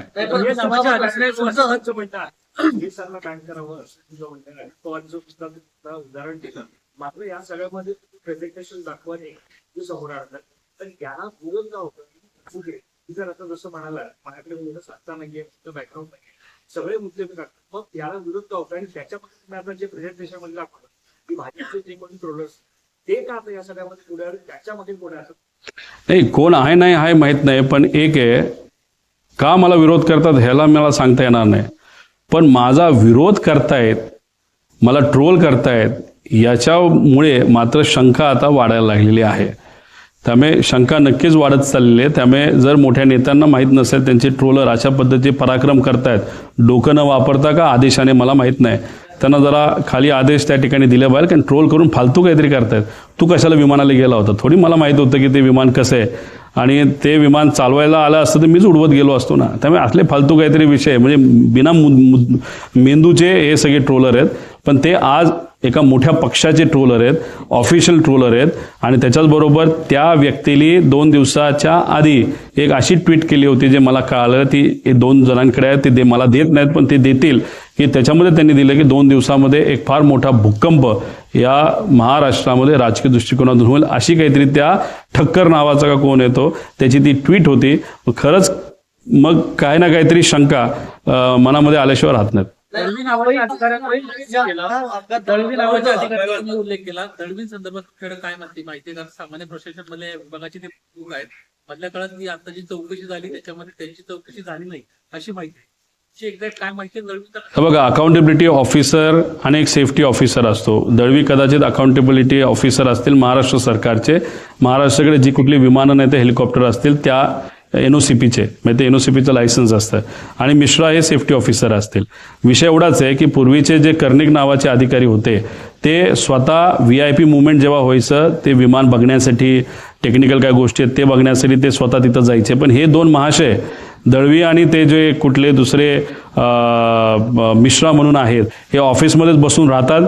तो जो ॲरोचा आणि दुसऱ्या कंपनीचा जो ग्रुप आहे त्या ग्रुपवर हे आहेत आणि त्या ग्रुपवर तो पवार नावाचा जो कोणी हँडलर आहे ॲरोचा तो जर टाकत असेल की विजिबिलिटी ओके, तर या 2 महाशयांची जबाबदारी होती बाबांनो चेक करायची, ATCला फोन करायची, अरे VIP ट्रॅव्हल करणारे खरंच विजिबिलिटी आहे का नाही आहे हे मात्र झोपले राहिले. मग तुम्ही पदावर असाल, तुम्ही सरकारचा या लोकांच्या कष्टाचा टॅक्सचा पैसा घेऊन तुमचं घर चालवत असाल तर या विषयासाठी तुम्ही सुद्धा जबाबदार आहेत. त्यामुळे त्यांना सुद्धा जबाबदार धरलं पाहिजे, ॲरोला जबाबदार धरलं पाहिजे, VSRला जबाबदार धरलं पाहिजे आणि जे काही सिंग वगैरे हे जे काही नावं मी सांगितलेले त्या सगळ्यांना जबाबदार धरण्याची जरूरत आहे. तुम्ही आता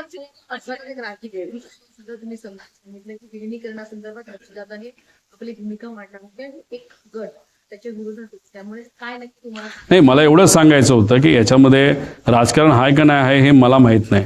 मी फक्त म्हणतोय की पारदर्शक पद्धतीने इन्व्हेस्टिगेशन एन्क्वायरी त्याच्यामध्ये त्या ठिकाणी व्हावी. आता राजकीय दृष्टिकोनातून जर, कारण शेवटी लोक मला विचारतात की जर राजकीय अँगल असेल तर तो कुठला, त्याला 2च अँगल असू शकतात. एक अँगल की NDA बरोबर आम्ही सर्वजण गेलो तो एक कुठला तरी गट दुखावणार आहे, आणि जर आम्ही NDA बरोबर न राहता दादाच NDAतून बाहेर आले आणि रस्त्याची लढाई लोकांबरोबर राहून ते लढले तर एक दुसरा गट त्याच्यामध्ये दुखावणार आहे. या 2 सिनारिओ नाहीतर या 2 संभावनापैकी एक कुठली तरी संभावना राजकीय दृष्टिकोनातून असू शकते असं माझं मत आहे. अपघात झालेला होता त्याचा जो रिपोर्ट आलेला आहे DGAच्या वेबसाईटवर त्यातली कारणं अतिशय सिंपल आहे. स्थितीत रावत असतील, अहमदाबादचं असतील, त्याची कारणं म्हणजे त्याचं काहीच समोर आलेलं नाही. आता 2 बॉम्ब होते ते जरी जळालेले असतील तरी त्याचा रिपोर्ट किंवा त्याचा कॉपीची यश मिळालं ते मिळवण्यामध्ये देतात त्या बॉक्समध्ये. तुम्हाला अजूनही अपेक्षा काय आहे की येईलच बाहेर? नाही आलं तर आम्ही काय सोडणार आहे का? आम्ही कुठून ना कुठेतरी माहिती त्या ठिकाणी काढू ना. आणि शेवटी काय आहे की अधिकारी काय सगळेच खराब असतात नाही ना, असं नाही ना. काही चांगले अधिकारी आहेत, चांगले पत्रकार आहेत, काही माजी अधिकारी त्या कंपनीमध्ये काम केलेले पायलट आहेत ते चांगले आहेत, ते त्या ठिकाणी स्वतः इन्व्हेस्टिगेशनला तिथं लागलेले. त्यामुळे माहिती बाहेर येणार आहे, राजीनामा घेतला पाहिजे, 100% घेतला पाहिजे. का? कारण विषय एवढाच आहे, त्यांनी ह्याच्यामध्ये काय केलं असं मी म्हणणार नाही, पण VSRला पाठबळ देण्याचं नाही तर VSRला सेफ करण्याचं काम ते करतायत का असा प्रश्न मला पडतोय. कारण रोहित सिंगच्या लग्नामध्ये त्यांच्याच पक्षातलं एक प्रमुख नेता हा लग्नाला त्या ठिकाणी गेला होता. आणि मग अशा पद्धतीने तिथं जर VSRचं तुमचं पारंपरिक संबंध असतील का आर्थिक असतील हे मला सांगता येणार नाही. जर तसे संबंध तुमच्या पक्षप्रमुखाचे नाही तर पक्षातल्या एका मोठ्या नेत्याचे असतील तर मग तुम्ही VSRला वाचवणारच ना. तुम्ही VSRला त्या इन्व्हेस्टरच्या अँगलनी वाचवणार, मैत्रीपोटी वाचवणार, कोणाचं अजून काय असेल नाही तर हे अधिकारी जे DGC सगळे अडचणीत येतील. कारण का VK सिंग काय बोलला असेल की तू आम्हाला अडचणीत आण, मी तुझं बघतो. म्हणजे त्याचा अर्थ काय की VK सिंगली ब्लॅकमेल केला असावा अधिकाऱ्यांना की तुमची सगळी मी चुका हे बाहेर काढतो, तुम्ही नोकरी राहणार नाही, माझं जे होईल ते होईल. त्यामुळे ह्याच्यामध्ये सगळेच लोक इन्व्हॉल्ड आहेत आणि हे सगळे इन्व्हॉल्ड असल्यामुळे हे इन्व्हेस्टिगेशन योग्य दिशेने जाऊ शकत नाही. त्यामुळे TDPकडे हे खातं एव्हिएशन आहे आणि त्यांचं कुठं ना कुठंतरी एक रिलेशन या VK सिंग बरोबर आहे. म्हणून असं आम्हाला वाटतं की त्यांनी तिथं राजीनामा नैतिक लेवलला घ्यावा, दुसरं कुठलंही पद घ्यावं पण या पदावरनं तरी ते निघावेत, या पदावर ते नसावेत आणि TDPचं कुणीच या पदावर नसावं असं आमच्या सगळ्यांची मागणी आहे. मागच्या काही दिवसांची प्रेस कॉन्फरन्स आहे, असं म्हटलं होतं की शंका ही पार्थ पवार आणि जयंत पवारांना सुद्धा आहे असं तुम्ही म्हटलं होता.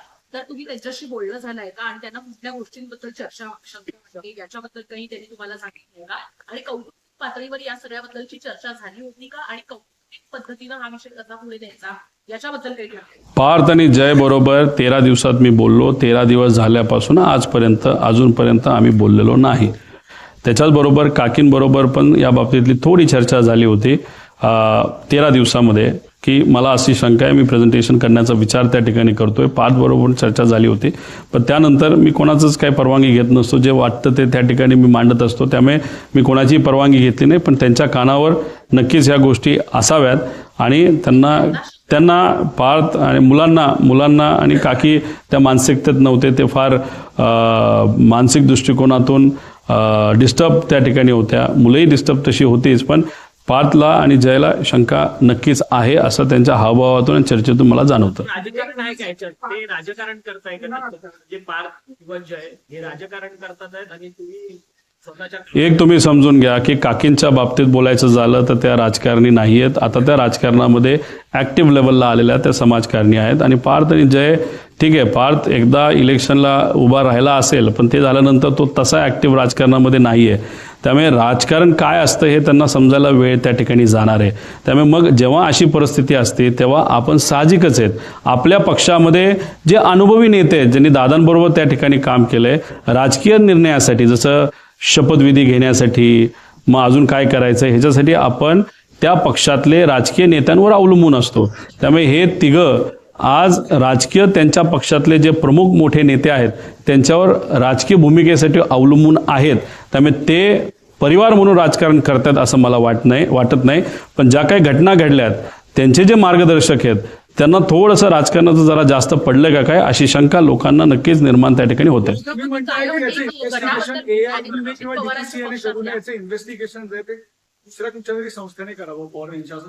एक तर मी फ्रान्सची खरं तर काल फ्रान्सचे प्राईम मिनिस्टर त्या ठिकाणी आले होते तेव्हाच आम्ही हा मुद्दा घ्यायला होता. आधी घेतलाय आम्ही. फ्रान्सची एक चांगली एजन्सी आहे, UKची एक चांगली एजन्सी आहे आणि अमेरिकेची एक चांगली एजन्सी. या 3 एजन्सीकडनं आपल्याला हे इन्व्हेस्टिगेशन प्रॉपरली टेक्निकल लेवलला आणि सायंटिफिक लेवलला हे आपल्याला करता येईल. AIBकडे हे मॅन्डेट आहे की ते कुठच्याही एजन्सीला फॉरेन एजन्सीला रोखील घेऊ शकतात. घ्या ना, पण AIBने जर अशा फॉरेन एजन्सी घेतल्या तर DGSA मधले अर्धे अधिकारी निघून जातील आणि बरेच काही लोक अडचणीत येतील. तेवढी हिंमत आणि तेवढी ताकद या एजन्सीकडे आहे का बघावं लागेल. तुम्हाला हे वाटतं का की जर फॉरेन एजन्सी आली तर इंडियन एजन्सी त्यांना कॉपरेट करतील किंवा एव्हिडन्स तुम्ही जे म्हणताय नाही कॉपरेट नाही केलं तर त्या एजन्सी हे तरी सांगतील हे कॉपरेट करत नाहीत, बस तेवढं काफी आहे. आमचं हेच म्हणणं आहे कॉपरेट होणार नाही आणि त्या एजन्सी आल्यानंतर हेच सिद्ध होईल की हे कॉपरेट करत नाहीत आणि करणार नाहीत.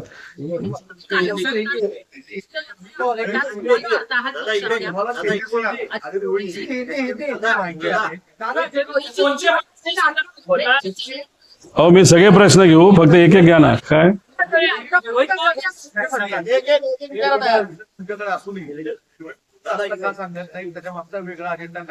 नाही मी पूर्णपणे ही इन्फॉर्मेशन का देत नाही, कुठले नेते आले होते यांची नावं आहेत, काही लोकांचे फोटो आहेत, कारण मला याच्यात राजकारण आणायचं नाही. पण मी एकच गोष्ट सांगतोय की त्याच्या लग्नाला मोठे मोठे नेते 100% गेले होते. जर रोहित सिंग जो VSRचा मालक आहे आणि जो अतिशय चुकीच्या पद्धतीने विमान चालवायचा, बऱ्याच त्याच्यावर इलिगॅलिटीज आहे, अशा व्यक्तीच्या लग्नात जर तुम्ही जात असाल तर कुठं ना कुठेतरी तुमचे व्यक्तिगत, पारंपरिक नाही तर व्यावहारिक काय ना काहीतरी रिलेशन त्याच्यामध्ये असावं. आणि मग ते कोण आहेत नेते, ते खरं खोटं म्हणजे गेले होते हे खरं आहे, पण त्यांचे संबंध काय हे मला माहीत नसल्यामुळे मी कोणाची नावं त्याच्यामध्ये घेत नाही.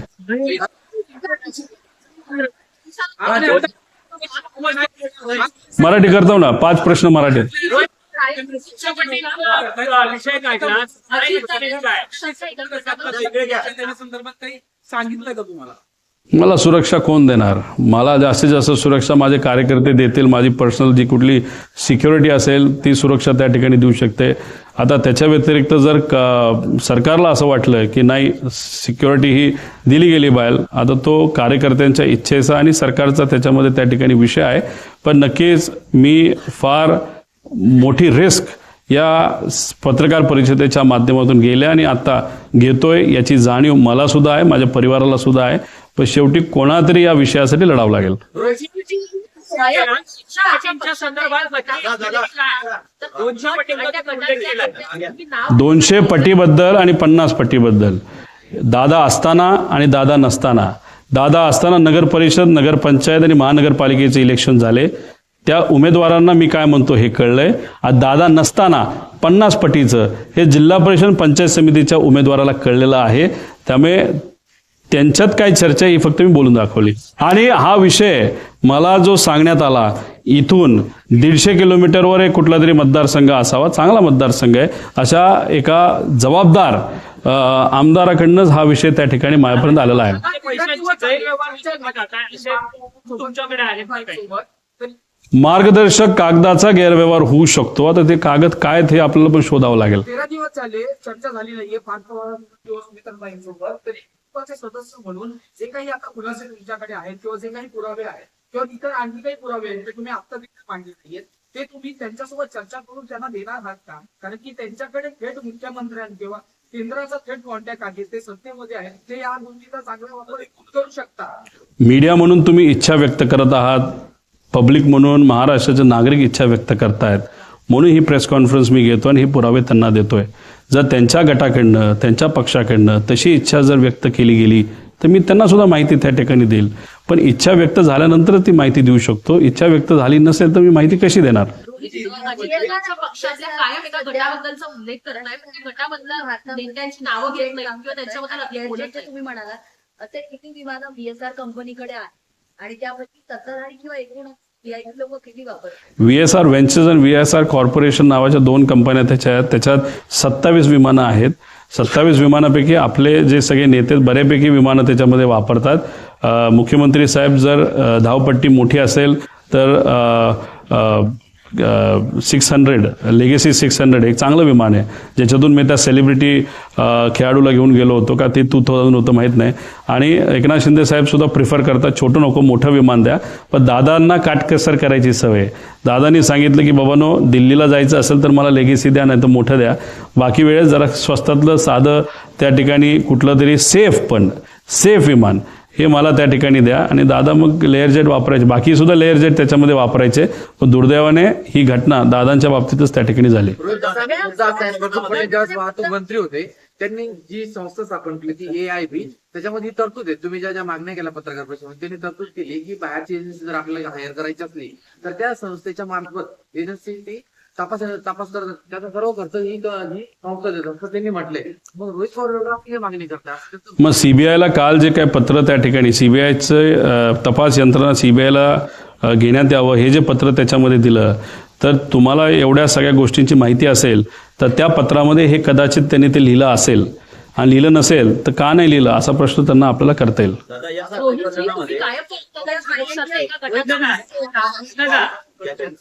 माहिती होती तुम्ही काल म्हटलात की ब्लॅक बॉक्स आगीपासून आपण संरक्षण करतो किंवा पाण्यापासून, पण राजकारणापासून आहे.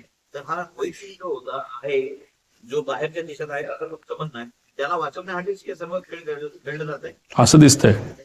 रोहित सिंग, VK सिंग, VSR ही कंपनी, आणि VSR या कंपनीमध्ये 250 कोटीची इन्व्हेस्टमेंट ज्या लोकांनी केली त्या सगळ्या लोकांना वाचवण्याचा प्रयत्न सरकारकडे केला जातोय. म्हणून हे इन्व्हेस्टिगेशन हे योग्य डिरेक्शनली चाललेलं नाही, योग्य दिशेने चाललेलं नाही. याच्यामध्ये बऱ्यापैकी कागदाचा मॅन्युप्युलेशन, नाहीतर कागद हे बदलले जातील, त्याचं डॉक्युमेंटेशन बदललं जाईल असं आम्हाला भीती वाटतं. रोहितजी, अजितदादांच्या पक्षातल्या एका गटाचा कायम वारंवार उल्लेख करता पहिल्या पत्रकार परिषदेतही केला, आताही केलेला आहात. तर हा गट नेमका कोण, या नेत्यांची नावं तुम्ही का घेत नाहीये आणि या गटाचा किंवा या नेत्यांचा उद्देश काय होता?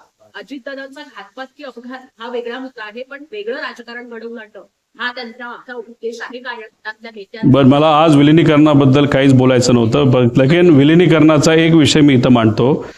जर हे दोन पक्ष एकत्र आले असते आणि दादांची इच्छा अशी होती की हे पक्ष एकत्रित यावे भावनिक दृष्टिकोनातून, आणि जर ते एकत्र आले असते, विलिनीकरण झालं असतं, तर महाराष्ट्राचा प्रदेश अध्यक्ष हे डॉक्टर अमोल कोल्हे झाले असते.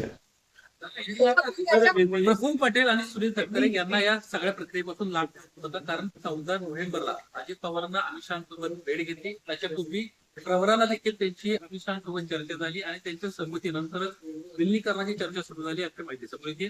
नेमकं सत्य काय आहे? नाही, खूप काय आता विलिनीकरणावर या ठिकाणी मी बोलणार नाही, कारण काय होतं की विलिनीकरण हा मुद्दा घेतला तर चर्चा दुसरीकडे त्या ठिकाणी जाते. दुसऱ्या पक्षातल्या काही गटाला विलिनीकरणावर चर्चा करायला लय भारी वाटतं. बरेच प्रेस कॉन्फरन्स बघितले तर त्यात फक्त विलिनीकरण ते त्या ठिकाणी बोलतायत. आम्हीच आहोत जे अजितदादांचा घात का अपघात या विषयावर त्या ठिकाणी बोलतोय. त्यामुळे त्यांना ज्या विषयावर बोलायचे त्या विषयावर मी बोललंच पाहिजे असं नाही. त्यामुळे आज नाही, आमच्याकडे माहिती खूप आहे.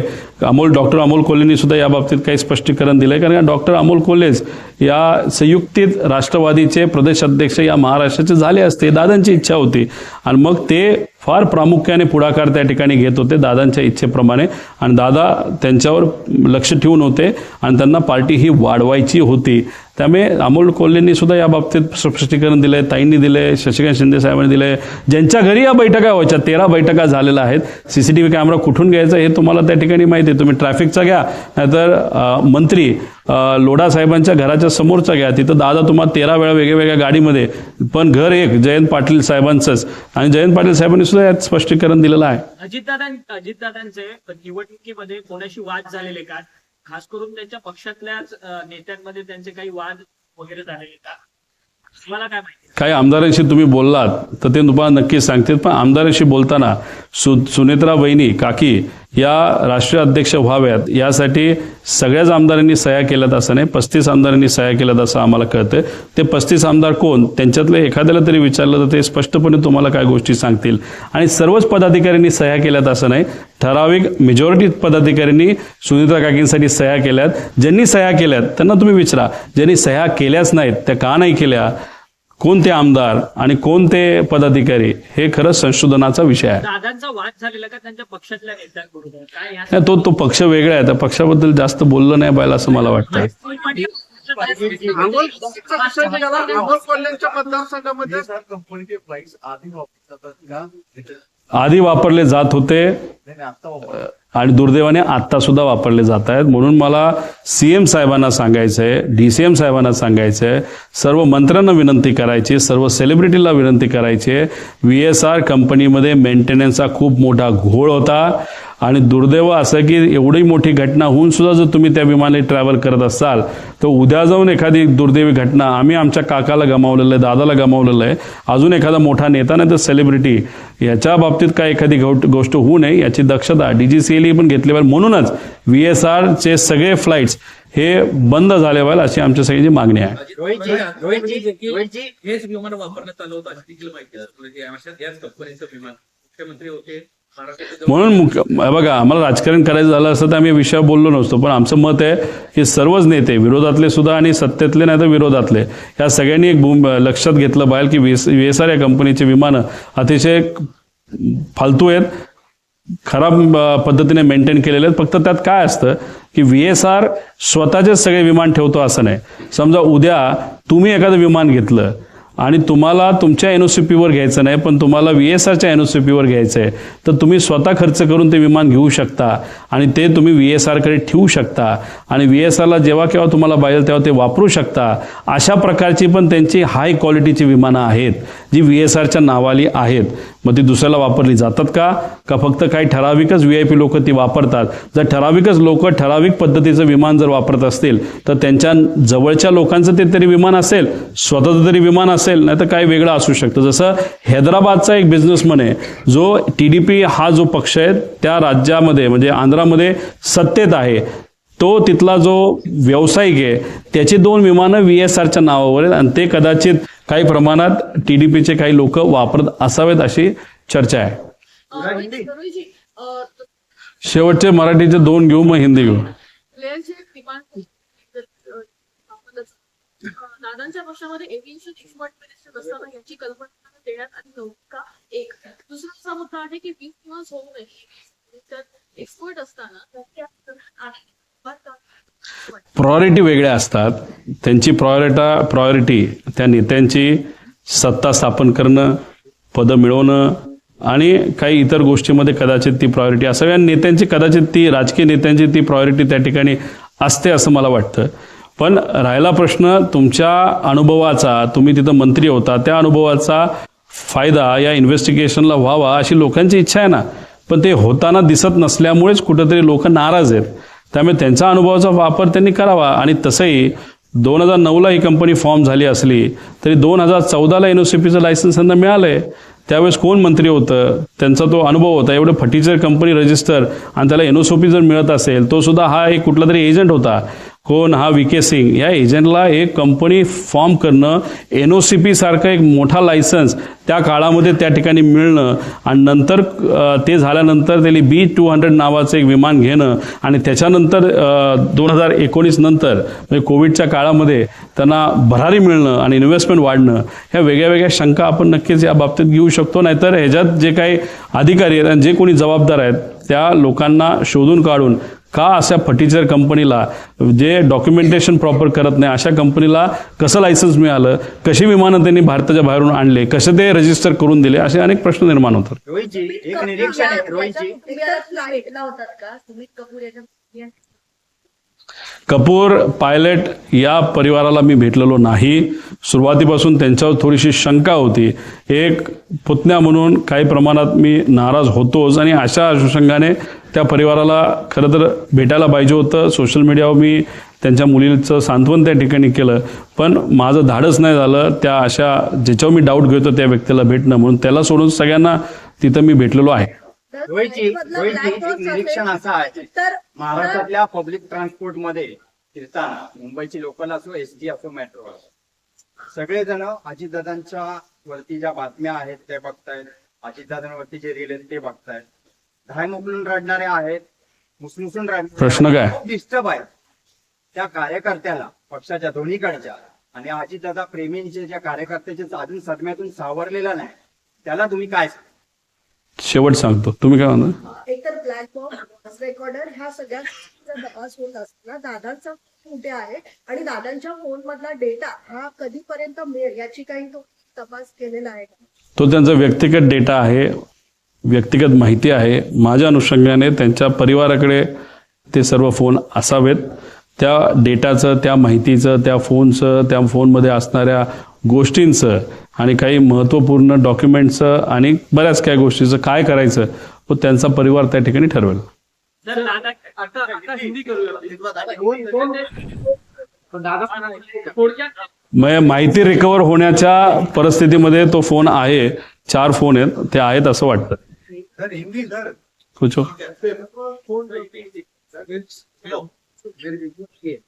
हा म्हणजे हा चांगला प्रश्न आहे. फोन टिकला पण ब्लॅक बॉक्स हा खराब झाला असं जे इन्व्हेस्टिगेशन एजन्सीवाले म्हणतात आणि पेपर सुद्धा बरेच दिसतात त्या ठिकाणी.